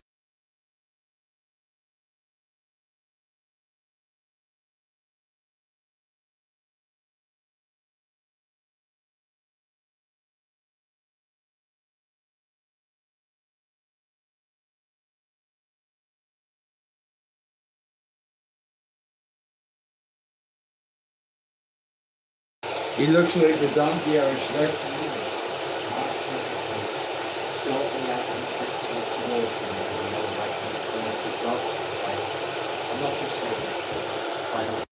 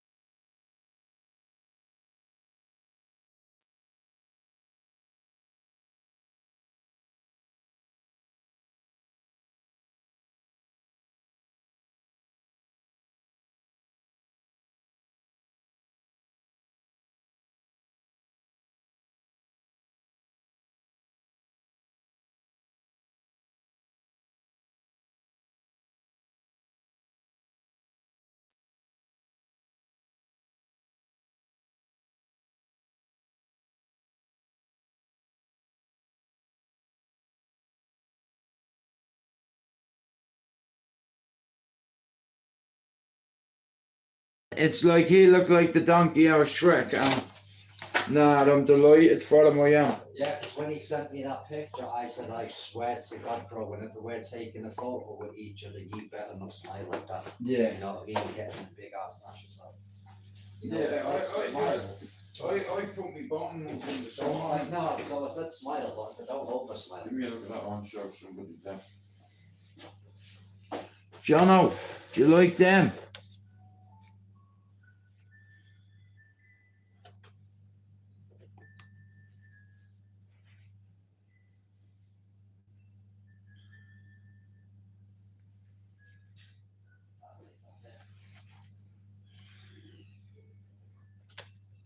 Sick.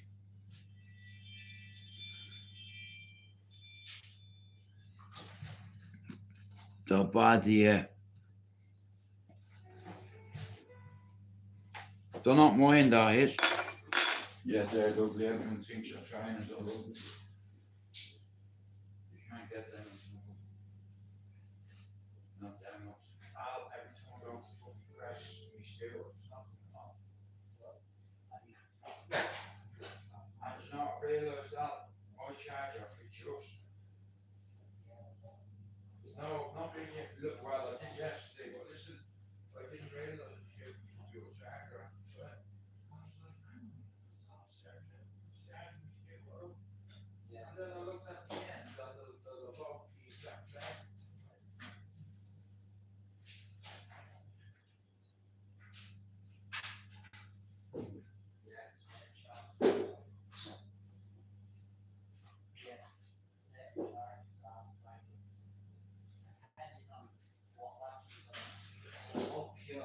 Yeah.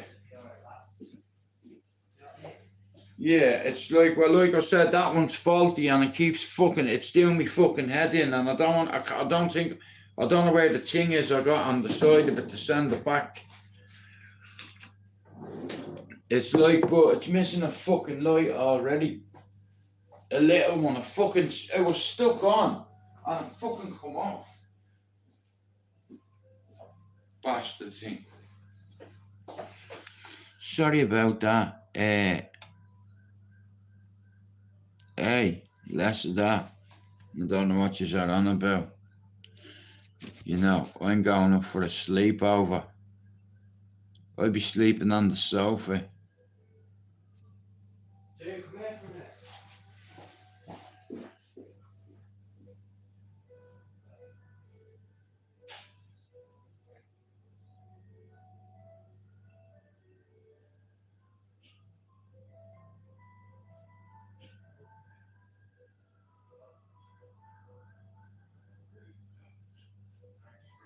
Yes. Because it was concerning me. I was like, I'm not going to take it back because there's a little light on it. I think Alex has just fixed me scooter. I know what's up with it. Where'd you put me in the train with them?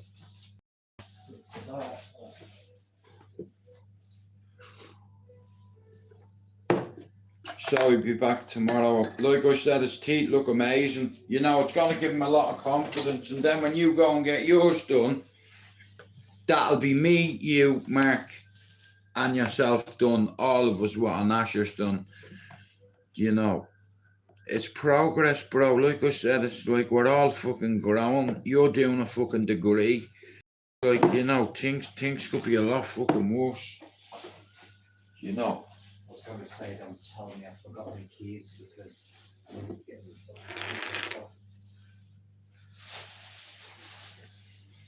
Sorry, bro, just click that here for me. I'm going to jump in the shower in a minute. Okay, bro. Here, do you want to bring your tea up with you? No problem.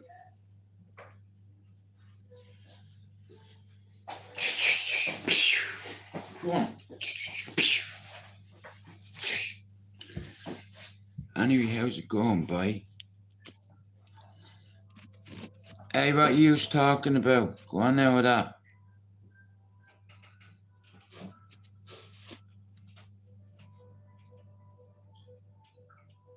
Oh, God love you. Well, that's the whole reason why I'm here. Because you'd be even more bored. You know.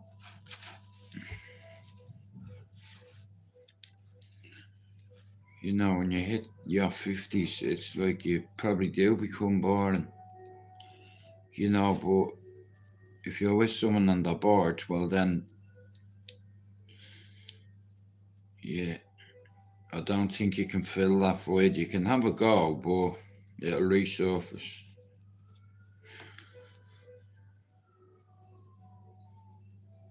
It's the human condition. It's what we do.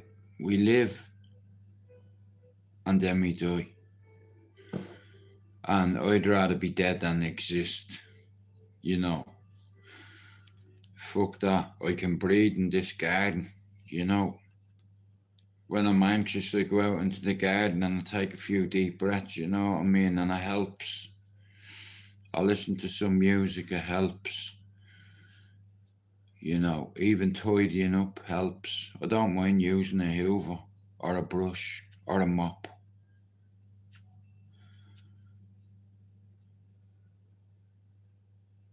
Yeah, I'm only bleeding stained one night. You know, I'm doing a sleepover. How old are you? A fucking sleepover. Well, I have to fucking do one, yeah. Or I'll be taking Thomas here. I don't know. I'll see how I feel tomorrow. Do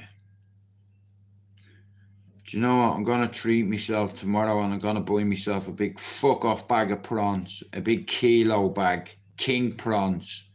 It's like, and I know you're not a big prawn fan, but I like prawns. I like sucking them, you know, and nibbling them, and then fucking eating them. You know, I like to taste my meal before I eat it. You know, and I love king prawns with golden vegetable rice.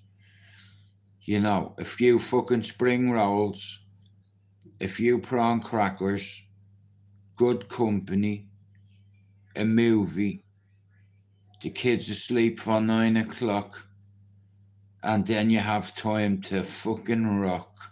And I'm not even gonna mention me frock. Shout out the car frock, in fact. I was supposed to go over the Etihad today, yeah, and I fell asleep because last night I was in and out of consciousness. I had a dream I was in the desert and Santa Claus fucking kidnapped me. I was like, bro, I've been a big fan of yours. Like, what's the story? He's like, get in that fucking sleigh and shut up. I'm taking you to Lapland. I was like, why, what the fuck did I do? It's your punishment. I was like, what punishment? He's like, mine. I said, why? He says, because I heard you calling me a bollocks a few weeks ago. How are you, Richard? You know what I mean? So last night, Santa Claus invaded me in Afghanistan. It's like, you know, and fuck me in the back of a sleigh, man. I'm going to the desert and I'm getting sand in my eyes. Sand in my isis. Me nosis and me tosis. You're fucking atrocious. It's like, you know, fucking get that sand down me eye. Can I have a do-rag or something? Give me one of them fucking scarves. Hey, you want to see me dressed up like a fucking liberator?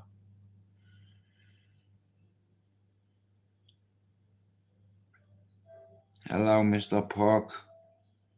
Shout out to everyone in Ballyfermot, bro. You know, it's like, you know, Lena has a few friends up there. Ayrshire chick, her ex-partner, was from Ballyfermot, and she's got a few friends in common. We've got a few mates in common. There's a couple of carnies in Ballyfermot, mate, but I'm not too sure. There's carnies that live on, I think it's Crawford Close. I could be wrong, but I'm sure there's carnies near where the Griffiths live, where fucking Griff used to live. I'm sure there's carnies there, but I could be wrong because, like I said, I left at 18. I'm 52 this year. Well, next year, sorry. But there was a family of carnies and they come from Crumlin and moved to Ballyfermot. I don't know whether it's the same family. at the time they had a young daughter. Like I said, I left at fucking 18. I'll tell you here. Marie Herbert used to live in the house what they moved into. James, what's his second name? Keaton. James Keaton used to live in that house. And then the Carneys moved from Crumlin. The father has a bald head, I think. And they're a tough family, so I believe. Because when they moved up to my area, nobody fucked around with them if it's the same family. Jono, do you know where I used to live, right? You know where the Kavanaghs live? Right, here's my old house, Jono, 93. There's the corner. You know the first cul-de-sac where the Whites live? Carry on past there, past the second cul-de-sac, and you know when you take that right, as if you're going over to Spittle Park, you know them houses here, the second one here, the Carneys live in, and they're from Crumlin, if it's the same ones, but I could be wrong. You know, yeah, there's a lot of, like I said, man, I left a lot of lads behind, you know, because, well, like I was thinking of getting, like, you know, like we could go out for something to eat tomorrow afternoon, and then we could have a nice roast dinner, you know, or lamb. You know, I make a mean lamb dinner, don't you? So we'll have our breakfast in that place, yeah? And then for dinner we'll have new potatoes, some green beans, some asparagus, and I'll think of something else too. A bit of peppercorn sauce over it. You know, bro, I was for 7 years and it's very good at it. Me brother did it most for half his life. Mark used to work for Raymond Blanc, right? In Le Petit Blanc in town, right? Me brother worked for Raymond Blanc, right? Who taught Gordon Ramsay? Raymond fucking Blanc. And look how many hotels he owns. My brother doesn't own any hotels. He was trained by fucking Raymond Blanc. And he worked in a restaurant called Le Petit Blanc in Manchester. You know, and Gordon Ramsay was taught by that chef. You know, and Mark learned me. I learned how to, I already knew how to cook porridge and fried an egg and do ribs and the pot and a few fucking neck bones and a few oxtails and all that. Right, go on, Lise, no bother. Yeah, but that's what I might do tomorrow. Get some lamb, get some baby potatoes, get some mushrooms, some onions, some rice. I don't know, we'll see. Oh no, I'm not doing rice with it. What am I on about? No rice, no. New potatoes, some green beans, some carrots. You know, a little bit of mash if you want, or a roasty or two. And then some lamb chops. You know, New Zealand lamb, thank you. Yeah. You know, and what I'll do is, I'll fry it, I'll blanch it for a couple of seconds on each side. Well, a minute on each side, yeah? And then what I'll do is, I'll chop up an onion. You know, yeah. And make an onion gravy rather than minced sauce. I like onion gravy. So what I'll do is, John, I'll get the chopping board like that, yeah? I'll show you, bro, when I'm making it, yeah? You'll see me how quick I can chop veg and prep it, right? It's just like that, John. Look at me, right? I'm not looking, bro. You like that look?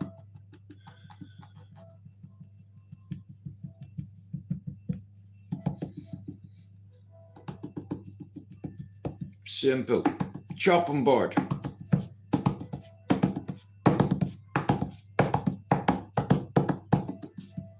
Do you understand? I love cooking, bro. You know, like, I like cooking for people and then seeing their reaction when they eat it, you know. And I'm making me in dessert as well, so I'm gonna have to get strawberry, some grapes, some mandarin, some ice cream, some fresh cream, a little bit of biscuit as my base. I'll get a glass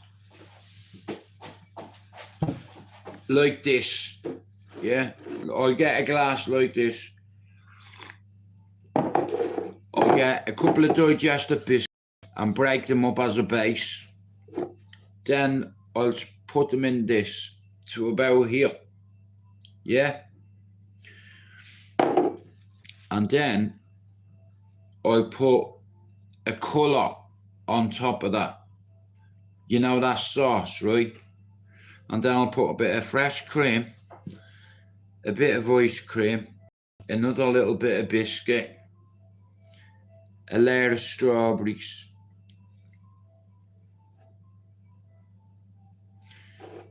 you know, couple of mandarins, skin taken off them on top.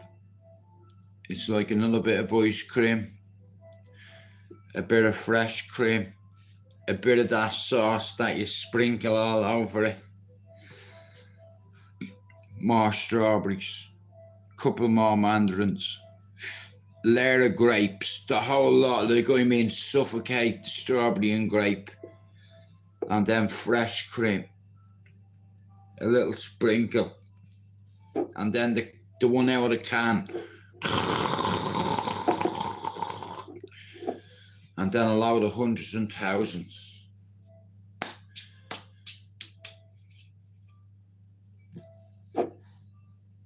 There's your dessert.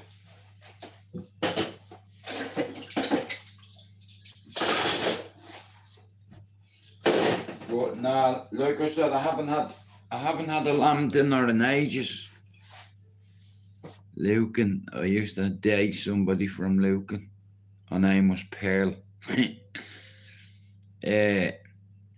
But yeah, I like cooking, you know. So with lamb, it's like you get new potatoes, a couple of roasties, some green peas, you know, the greens in the, you know, they look like asparagus except for the green beans, you know. Steam them, steam your vegetables, roast your potatoes. Then what you do is you get your lamb, you make sure that the pan is fucking piping hot. You put your lamb chops in the pan. You blanch them for a couple of minutes on each side. And then you get your gravy. You chop up an onion.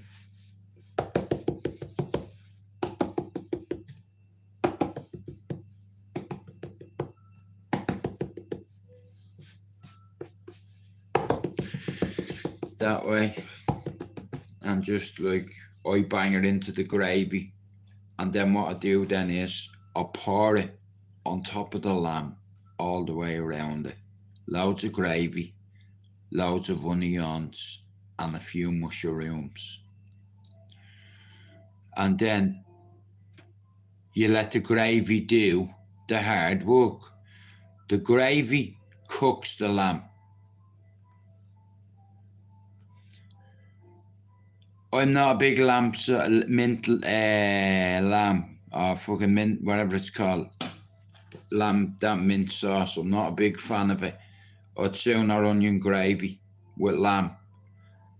You know, a new potatoes and green beans and carrots, you know, and a couple of roasties, followed by a banging dessert.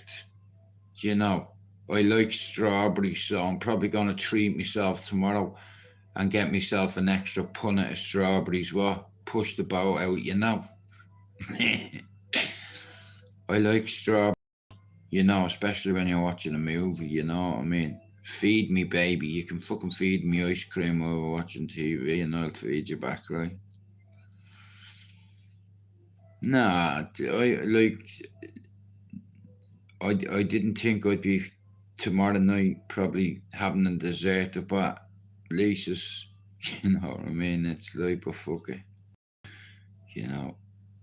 meaty spring rolls, they're the key, you know.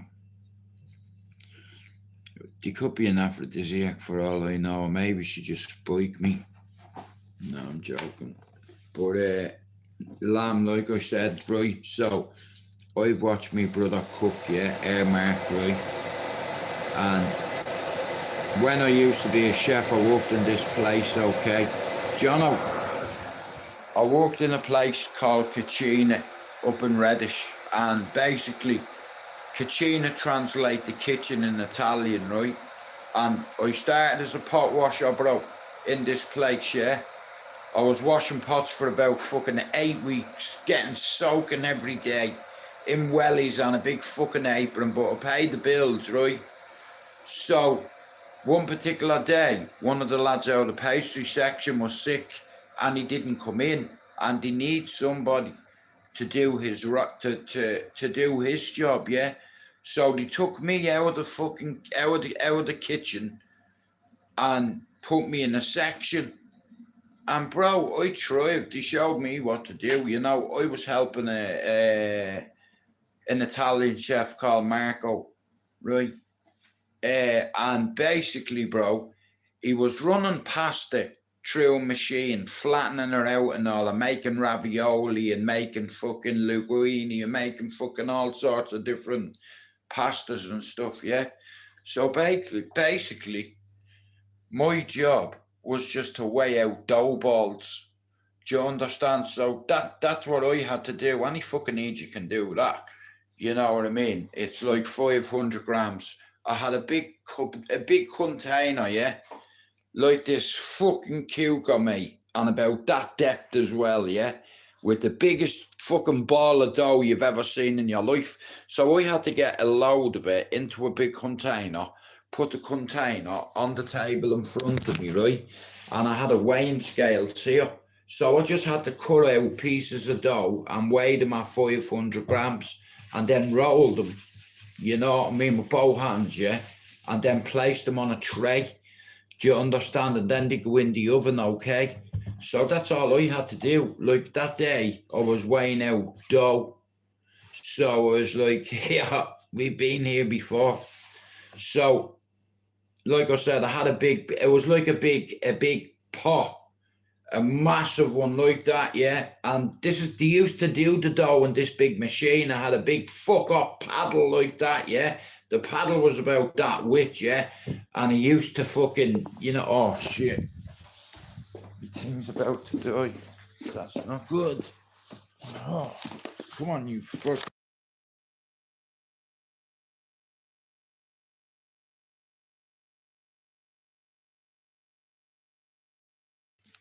Now I've just saved it from dying.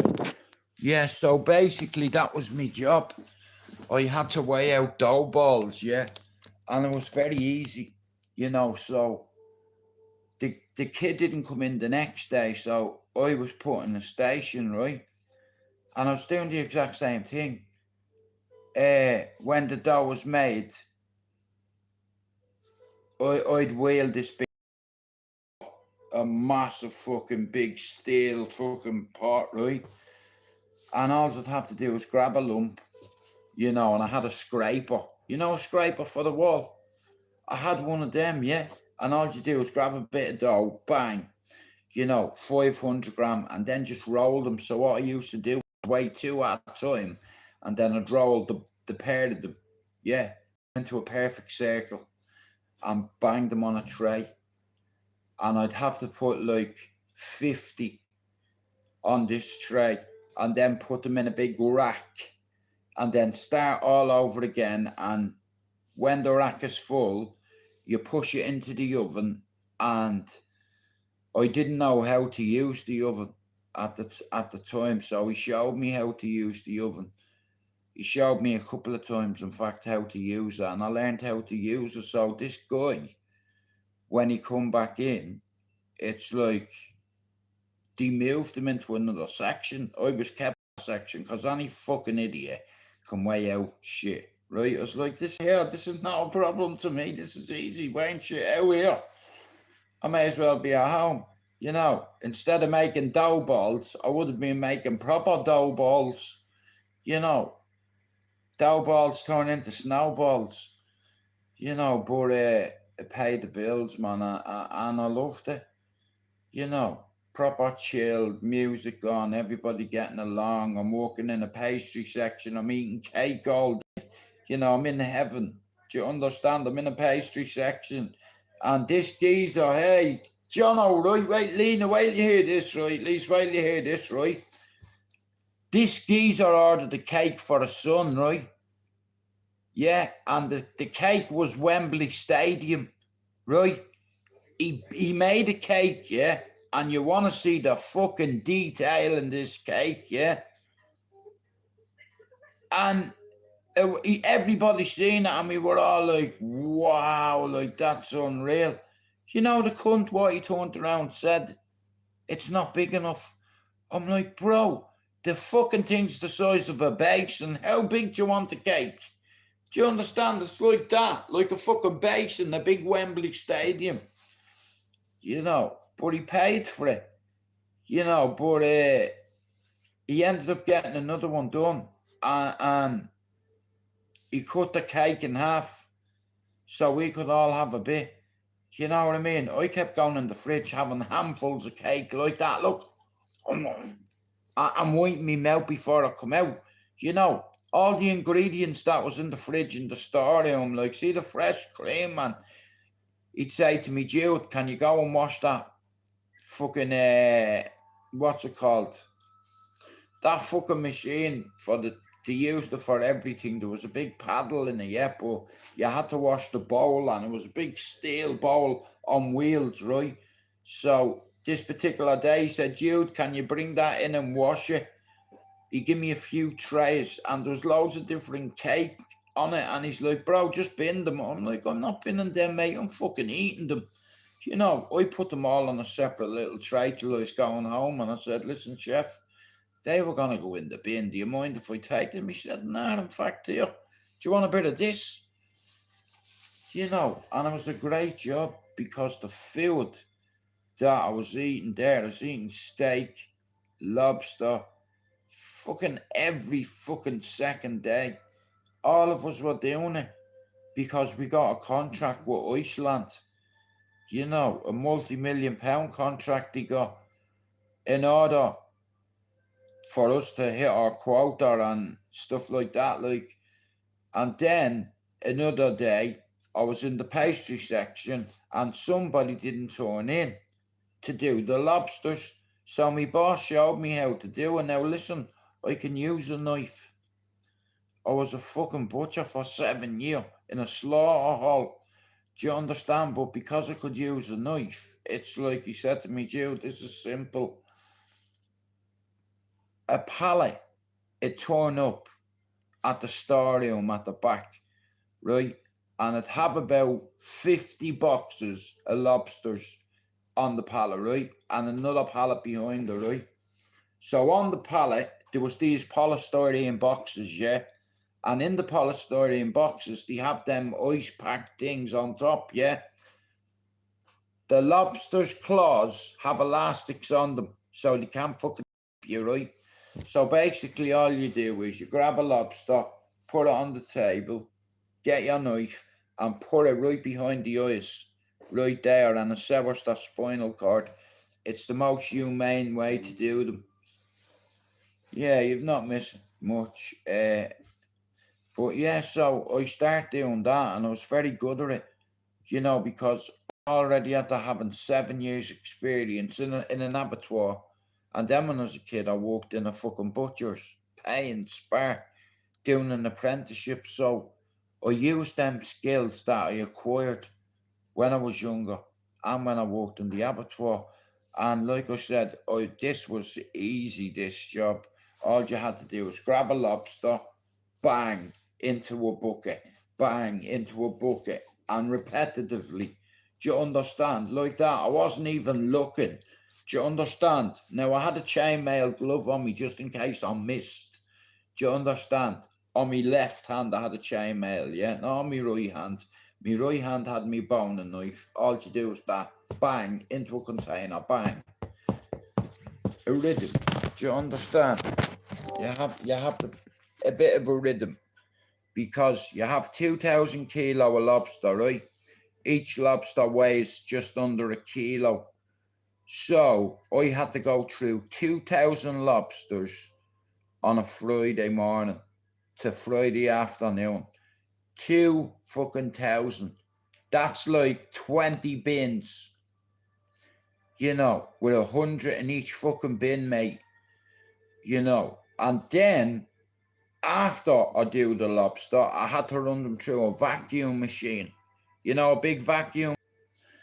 And I learned how to use machinery when I was younger in different jobs. Like, I learned how to use a bandsaw when I was 14 in paints. I learned how to use a knife properly when I got that job in that abattoir. You know what I mean? It's like, and I was a natural at it. Was, you know what I mean? My brother got a job there as well, you know, and it was a great job, you know, but I got sacked. Oh. The new manager, we didn't get on, no, and he had his ideas and I had mine, and I challenged him in a way, and I said, listen, you've just come here, I've been here 7 years, my way works, you know, don't fuck up my team, and it's like we'd be okay.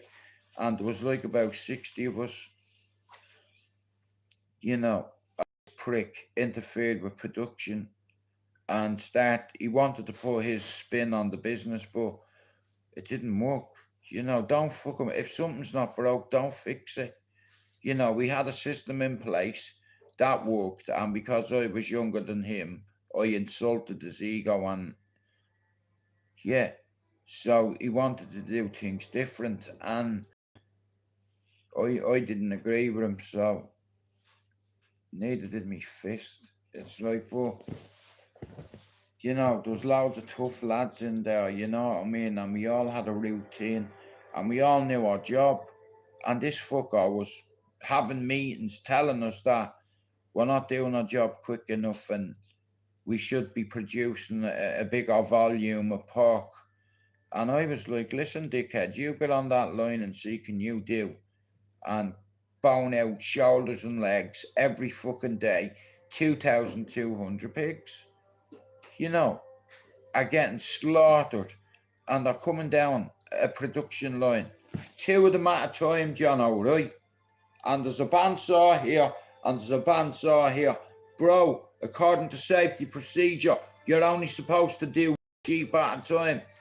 Grab his back legs and run it through the bandsaw and let it go down, right?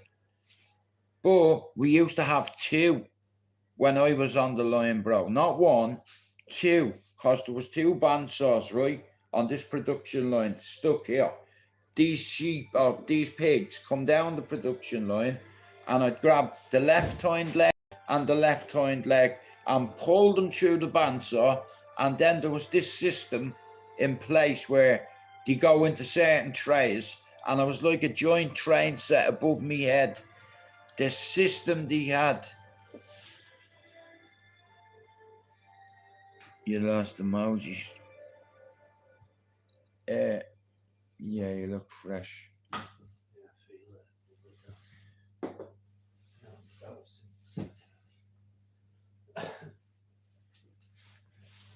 Where's the tea? Where's my tea?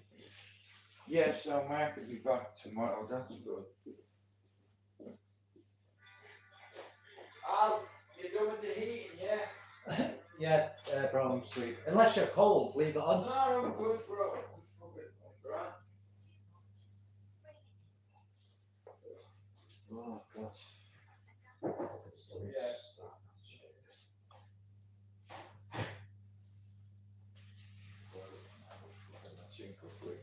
I will never get them 6 again, mate. They're fucking brutal, yeah. But here's the I thing. don't smoke them, I'd rather go out. I can smoke cigs like that.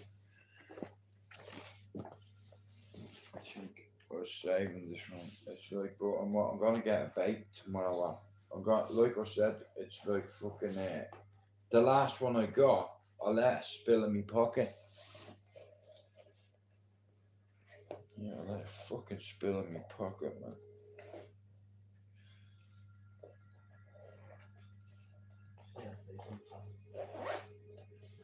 Oh yeah, fucking diamond gold small. Oh yeah, legend, yeah. I'll put them in my box.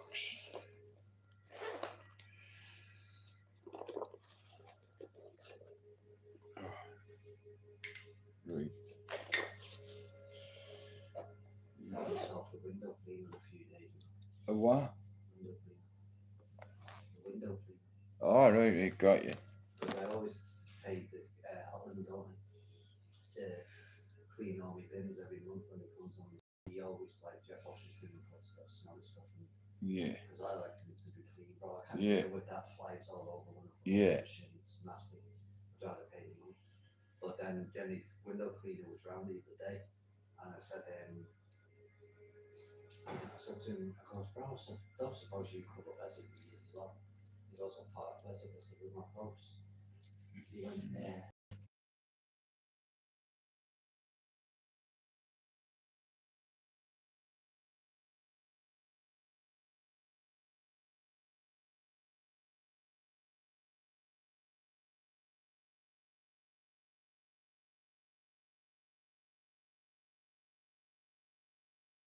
We phoned him, so he said, I'll text you and let you know, but he said, you'll know that I've been. Yeah, because you can see the disinfectant So, in the I bin. said to him, I said, well, when you send me the text, send me your bank details.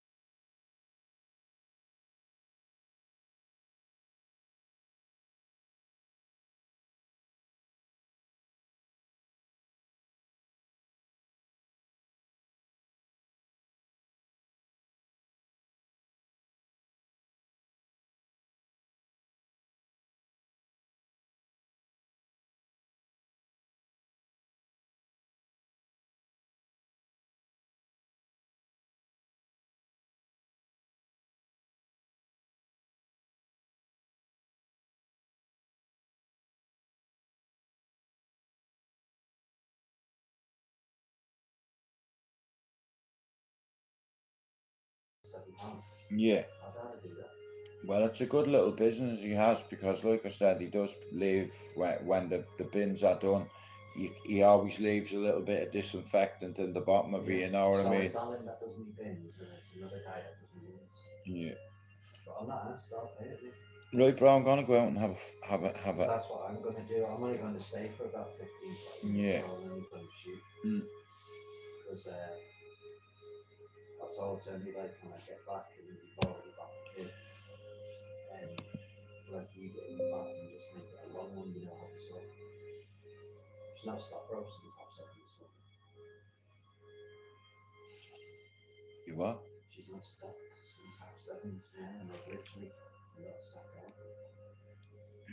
I thought you would have gone up to the stadium to see what you had. I fell asleep on. I was coming back, so I was watching this whole funeral on live. It was live, you know, on Facebook. No way, You man. couldn't see the inside of the cathedral, Yeah. only the outside. They're not going to let you do that. That's disrespectful. Yeah, yeah. But you see it go in, you see it come out. Then the live feed gets cut off because obviously the camera people have to Yeah. with the thing. So did he go to the stadium and all and wounded, did you? Yeah, so I already knew that bit. I was supposed to go, man. So I went and got me wig shot, and I had the video playing live on my phone on my lap. And then after that, I quickly started going back to Jenny's, but then I noticed the helicopter over there between the ankles. Yeah, I could see the helicopter going over me head. No way. I drove my scooter towards the helicopter, thinking maybe they're hovering over where the vehicles are moving. But I couldn't see them, so I quickly turned around, went to Jenny's, had a piss because it was bursting, and then I went up to the stadium. But by the time I got up there, loads of the fans, loads of the people anyway wearing city shirts, which I'm guessing was already happening, was walking towards me, so I must have missed it. I got a picture of his little broken the leg. Yeah, oh. Yeah, you got it out now, so. Honestly, by the time I got up there, even the police was getting up. Behave. Behave, I just fucking read that in the lift. Behave. I got a picture of the little thing. Oh, deadly. You know what I mean? He had a good sense of humour. It's sad. I'm gonna go out this thing. Yes, that's what I'm gonna do, bro. I just need my trainers.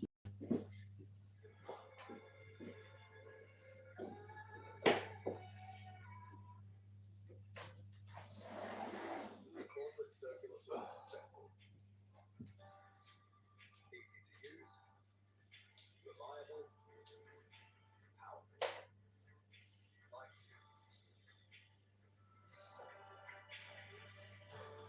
inspired by craft. Best of I left that thing late before, then we set our back and stuff.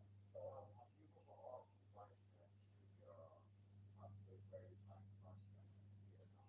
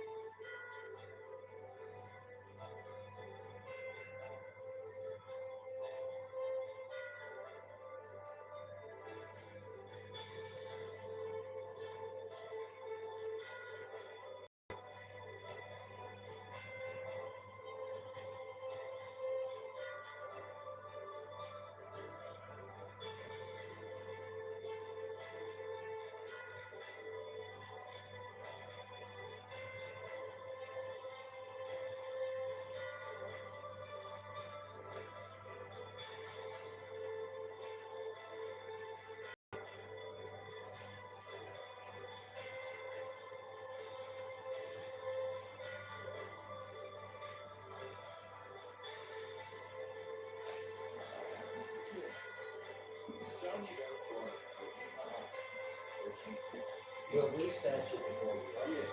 But we'll know. Yeah.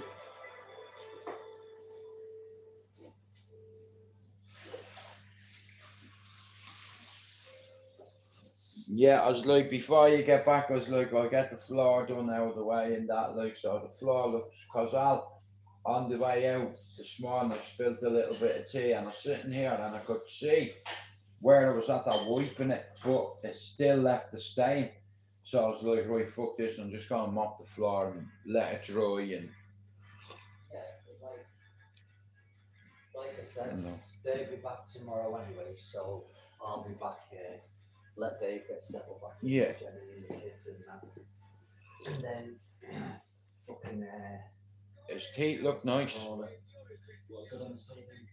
you know. Then I'm back in the union. I'm supposed to be in on Monday, but I told Sergey I'm not coming in on Monday, and I told the SSTs I'm not coming in on Monday. Yeah, man.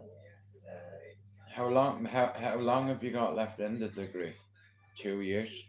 no, 3 years? try now. Well, like I said, you see, because of AI now, I was talking to Mark about it the other night. He said, you know what, bro, yeah?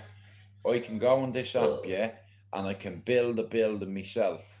AI will build it for me, and then all you do is get the materials to build AI it. will do everything for you, but it's not as easy as that. Mark only, like, don't get me wrong, Mark's been there a year longer than me, but 9 times out of 10, Mark will just randomly take days off for all these excuses, which I took a few off, but some of mine actually happened valid. Yeah. But it depends, like, but AI does build literally everything. It's mad. Well, you always said you believe in aliens, so last night I was looking up at the sky, and it must have been over Gents, and I could just see them big beams, and I know that the Co-op Arena and the Etihad have big beams, but they were coming from over there, like they were coming from town. I think that ICS building going apart.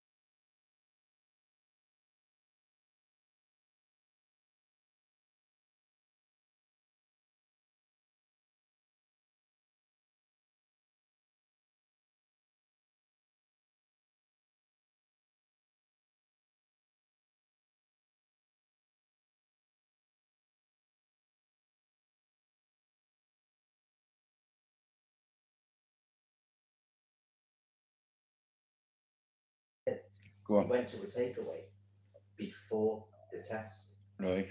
and he bought everyone like a chicken and rice meal and everything like that. And we all finished, and we all met up, and so like I said, we did the test in a lab, Yeah. like a test lab, and then after that we went up to the second floor where classroom is, Right. and it was only about 15 of us that went back. We're all just laughing and joking, eating the food. Everyone was saying, how did you do? How did you do? He went, Alex, how did you do? I went, I fucking smashed it, bro. I was finished in 12 minutes. 97%, like I said, the CSCS test, you get 50 multiple choice questions, and I think they give you an hour to do it. And before I went to do my CSCS test, I had the disc, so every night I was coming home from work, I was doing 2 or 3 mock exams, and you had to get 44 questions right. You can only get 6 wrong, so I start getting 30, 35s, 38s, 40. Then I start getting to the just barely pass mark, but I ended up getting 48 out of 50 questions right. So that's good. And passed it and Well, got me that's card. the same shit as well, right? So me and Mark might get some guy to do that work. It's different.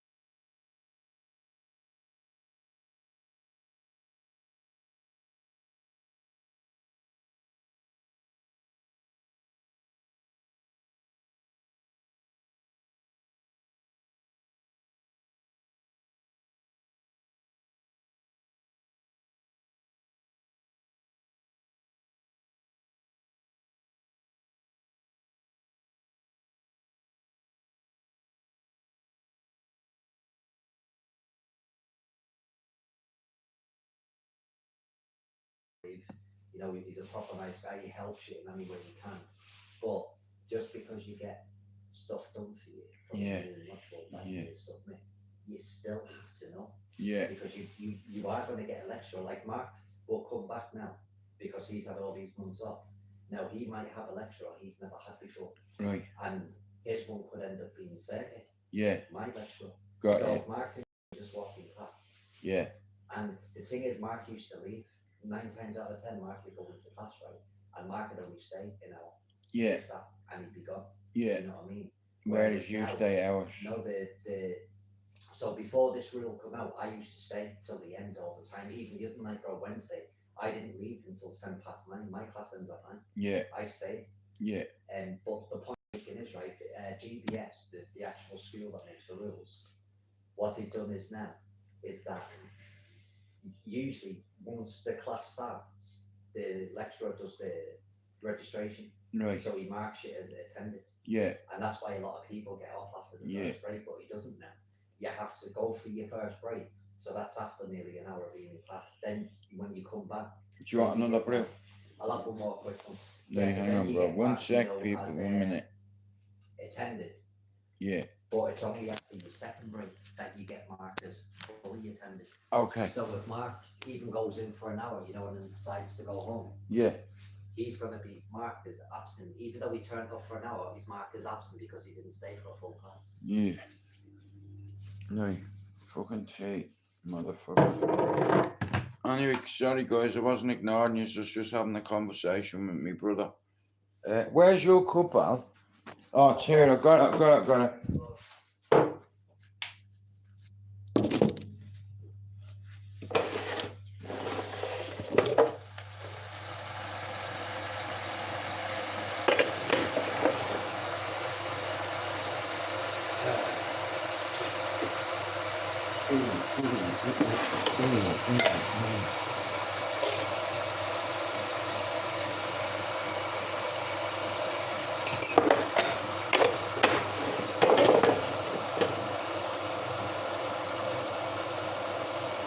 I'm sorry I've not been reading them.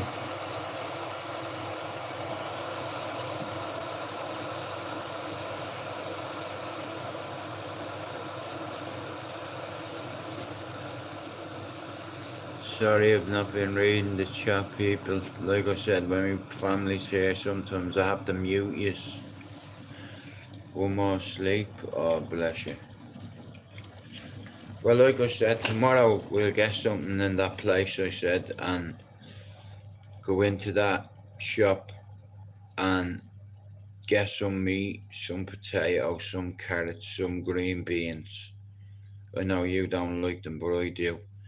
And then I'll get 4 big lamb chops and blanch them on each side for a couple of minutes, and then I'll add the stock, you know, loads of onions, put a bit of parsley and thyme on it, you know, bit of rosemary,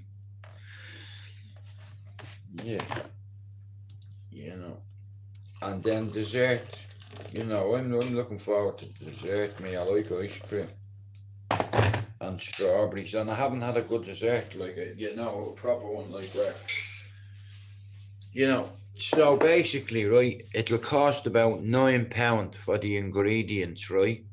Because you need strawberries, you need fresh cream, you need ice cream, you need grapes, you need mandarin, you need a couple of them funky sauces, a few hundreds and thousands, you know, a few more strawberries, a couple of mandarins, some fresh cream, dollop of ice cream, loads of hundreds and thousands, and the glass will be lead, you know, when you're doing it, and you know. No, well, I'm eating me first spoon of that, you know what else I'd like?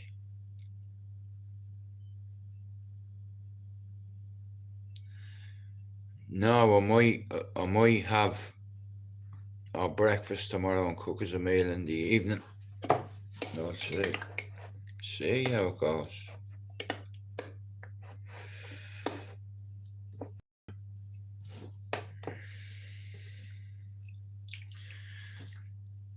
I'm waiting for my bastard bank card to come. It's like, and it's not come, you know what I mean? Al's waiting on two as well. It's like the bastard postman. You know, I was waiting for the postman today, and I was supposed to go over Ricky Hatton's funeral. Like, you know, they went past the Etihad. I was meant to be over there making some content, and I fell asleep.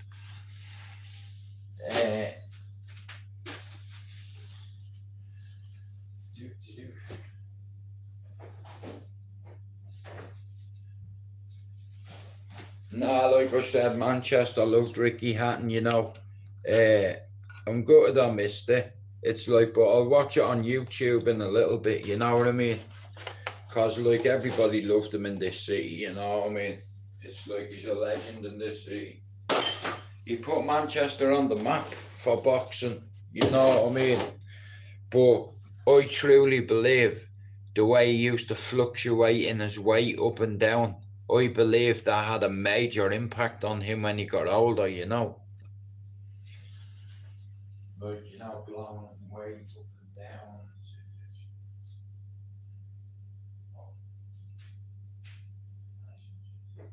That's what I'll do. It's like fucking a quick mop.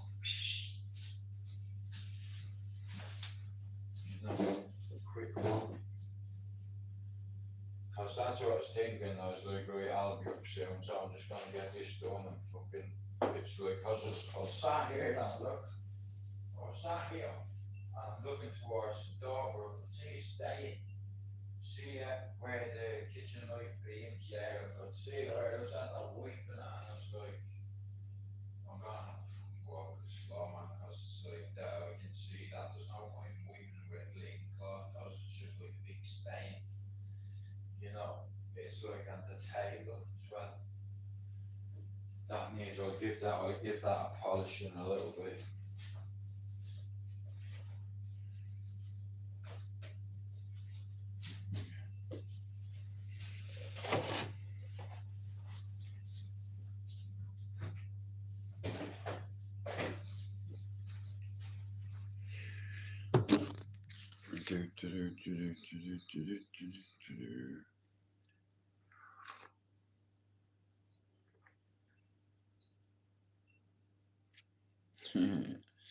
Yeah, well,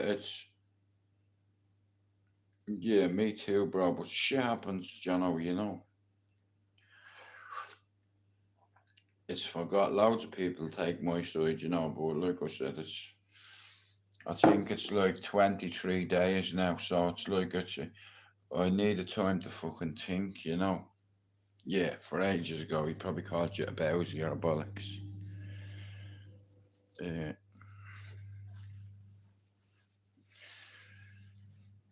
Yeah, so. Yeah, I was fucking sat waiting for the postman this morning, and I was like, come on, you back in. I fell fucking asleep. You know, I woke up. So I'll see this there, a true haunting. I watched this the other night with Lisa, right? And basically, a couple moved into this fucking house, yeah? And mad shit started happening. One of them's in bed one morning. Next of all, she's dragged by the legs out of her bed onto the fucking floor. And her husband didn't believe her. And then she woke up and there's a little boy there named Benjamin, right? That used to live in the fucking house, yeah? And she's elbowing her husband to say, wake up, look. And I thought he wouldn't be able to see it, but he woke up and he looks that way. Next of all, he fucking sits up on his bed and he's petrified because the closet kept opening like that kid. It's like, and what he found was, they broke into this, there was like a secret room in the house. But I won't say too much about it, but it's fucking brilliant. It's like, it's called True Hunting. But that, I don't really mind serious, but the Ed Gein one for me, I have the time to get into. the one that I watched about Ed Gein, it's like that monster. It's probably better. It's probably better than Bundy, anything about Gacy or Dharma, or like Gacy, Bundy, Dharma, BTK. This mad bastard, look, he has a woman's fucking mask on his face that he cut off, look, and he's dressed in his mother's fucking outfit. That's where they got the movie Psycho from, and the movie Silence of the Lambs, where they used to cut him and wear. He had a bodysuit made out of a woman's breast, and he actually cut out the whole fucking organs, you know. And it's like when the police raided his house, they were going through some of his belongings. Now, if you have a big bag of marshmallows, right, and someone says to you, I'd like you to count them for me, okay?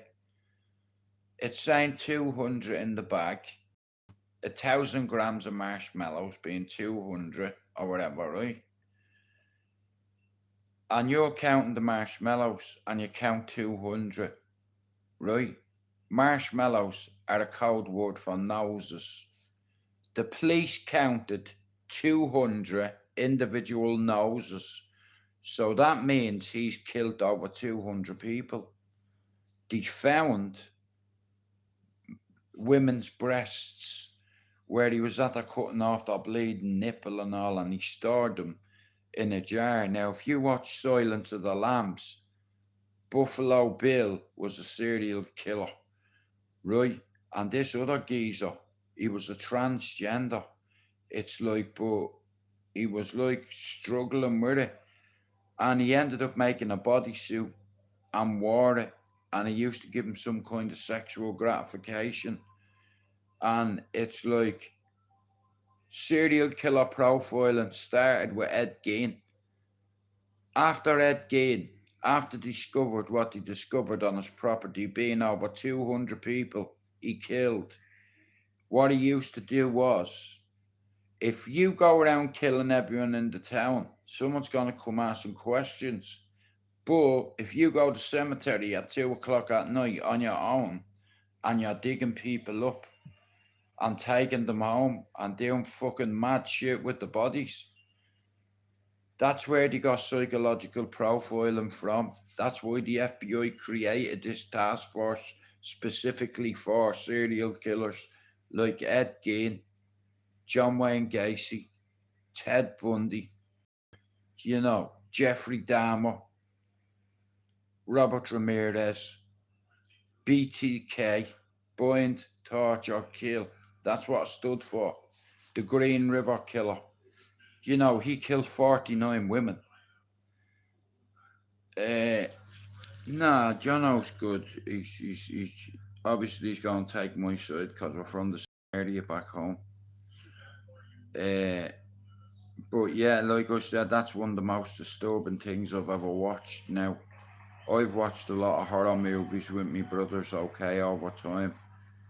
But what I've seen about Ed Gein in that monster, you'll see how they made the movie Psycho, Silence of the Lambs, and Texas Chainsaw Massacre. You know, it's one of the strangest things I've ever seen.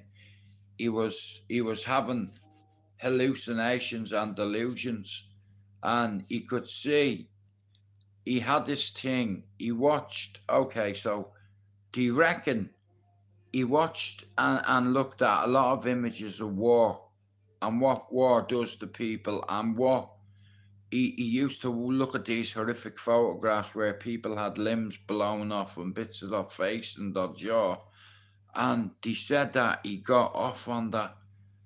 It's fucking crazy. And then when his mother died, like, his mother told him, you won't be with a woman, you will never plant your seed, this farm needs you.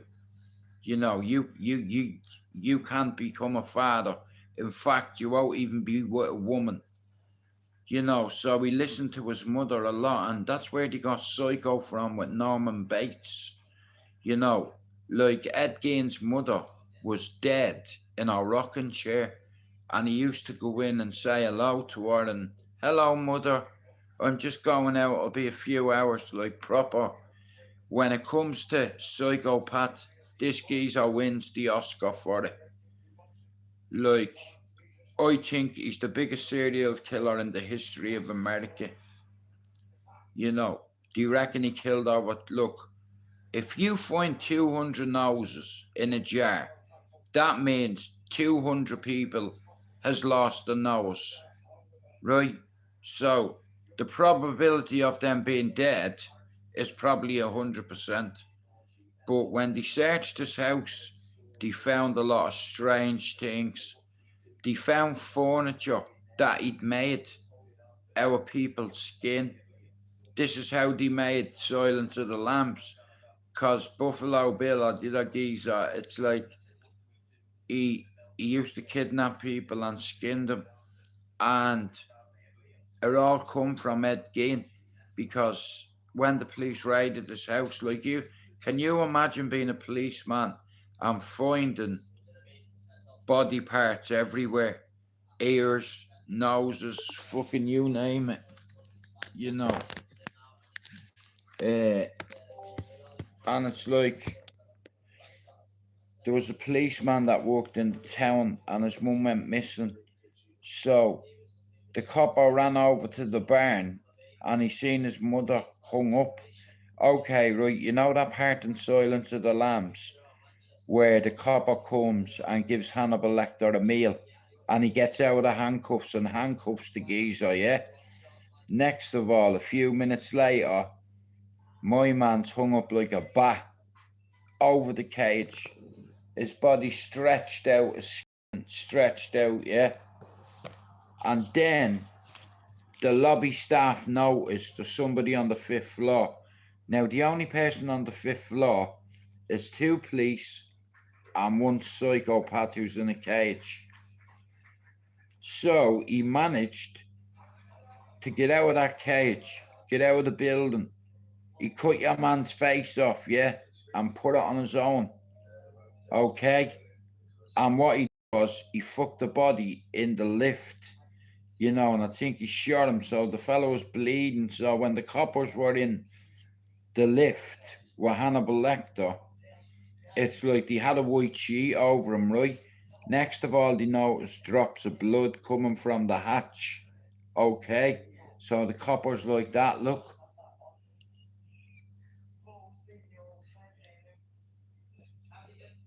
Go, get out. So they come out of the elevator, right? It's like, and they're waiting for him to come down, right? He doesn't, yeah?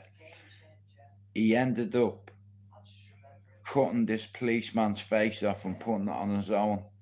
And it's like, they got him out of the building, do you understand? And he's in an ambulance. And it's like the EMT is fucking taking his pulse. Next of all, he fucking takes the mask off his face and sits up. You know, Clarice. I love it. But that's basically where they got the idea for Silence of the Lambs. You know, Clarice, can you hear the lambs screaming? You know, nice suit, Senator. Hey, Senator, nice suit. Yeah, John, that'd be interesting. Well, enjoy your food. I think I'm gonna have a patty and some halal sausages. Hey, them fucking halal sausages, mate, they're bleeding lovely, yeah. I love them. Chicken sausages. Oh, chicken sausages, yeah. Leash, what I'll do is I'll ring you at the normal time, right? I'll give you a buzz about 7. I'm gonna. Have you had auntie? Do you want a patty? No, I'm going to finish that tea and fuck off, bro. Okay, Let Jenny have that back, didn't it? Yeah. Probably waiting for her. Oh man.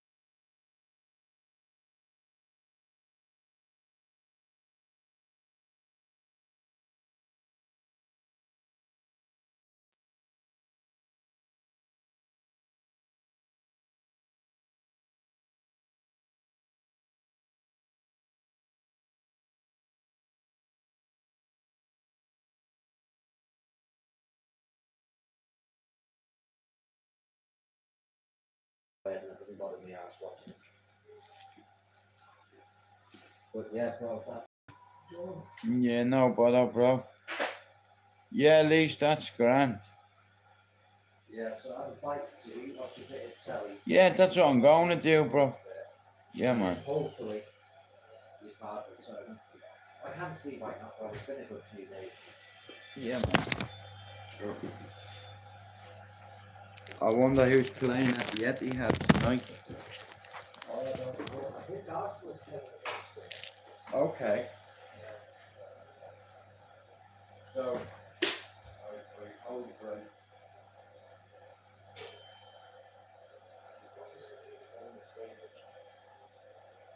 Oh, you know the way it's hold the break? Still not coming up. Yeah,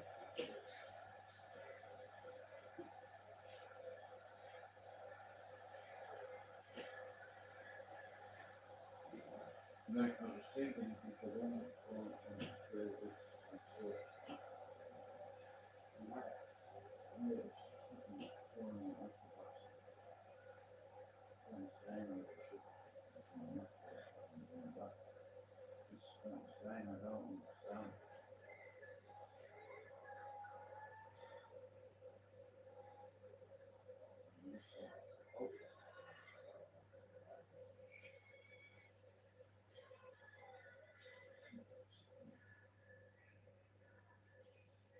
Because I'm like, I'm earlier on stupid putting the fucking charger in there and trying not to like put it on charge now. It's been a fucking knob, mate, honestly. Every time. It's like it's going on to that.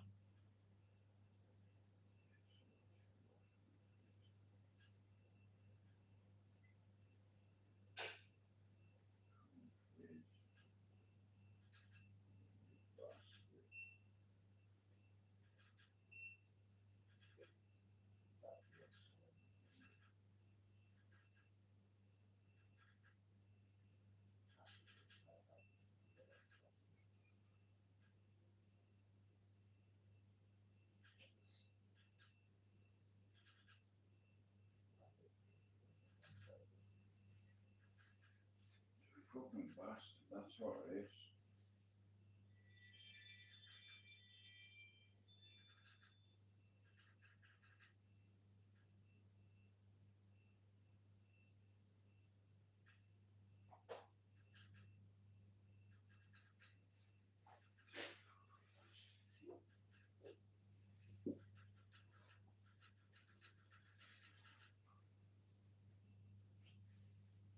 Pain in the bollocks, oh, that's what it is.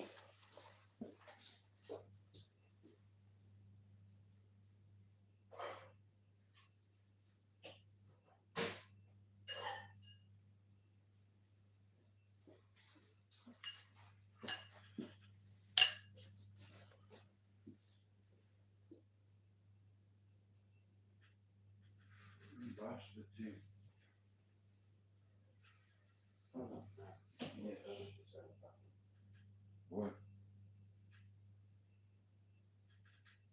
Because this has to be red. It kept doing that on me the other day. Okay.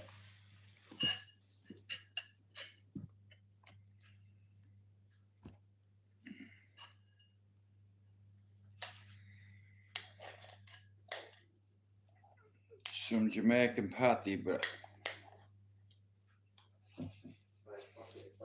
yeah, man. Thanks, Al. Right, I'll see you sometime later or tomorrow, yeah? Yeah, I'll be tomorrow now, brother. Yeah, man. Alright, brother. You never know though, if Jenny ends up having to go to Tesco or something like that, she might come back. Yeah, Yeah. no bother. I'm gonna fold my computer down when I get down here now and just sit back. So Yeah. I'll have a back watch you. Yeah. Get my sleep. Yeah, man.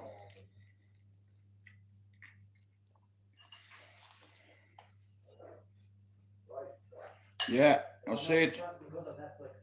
Yeah. Alright, bro.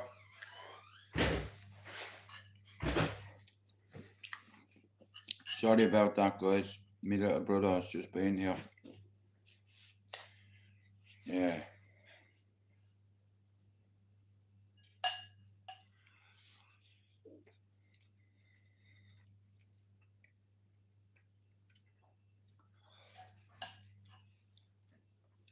He's gone back to my sister's.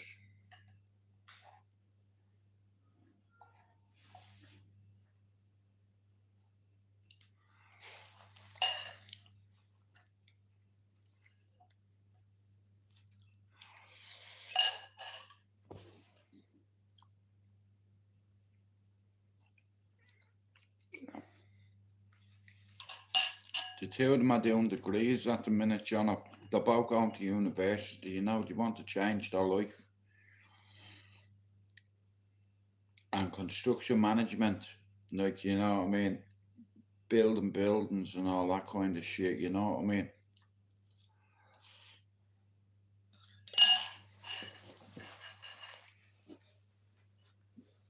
But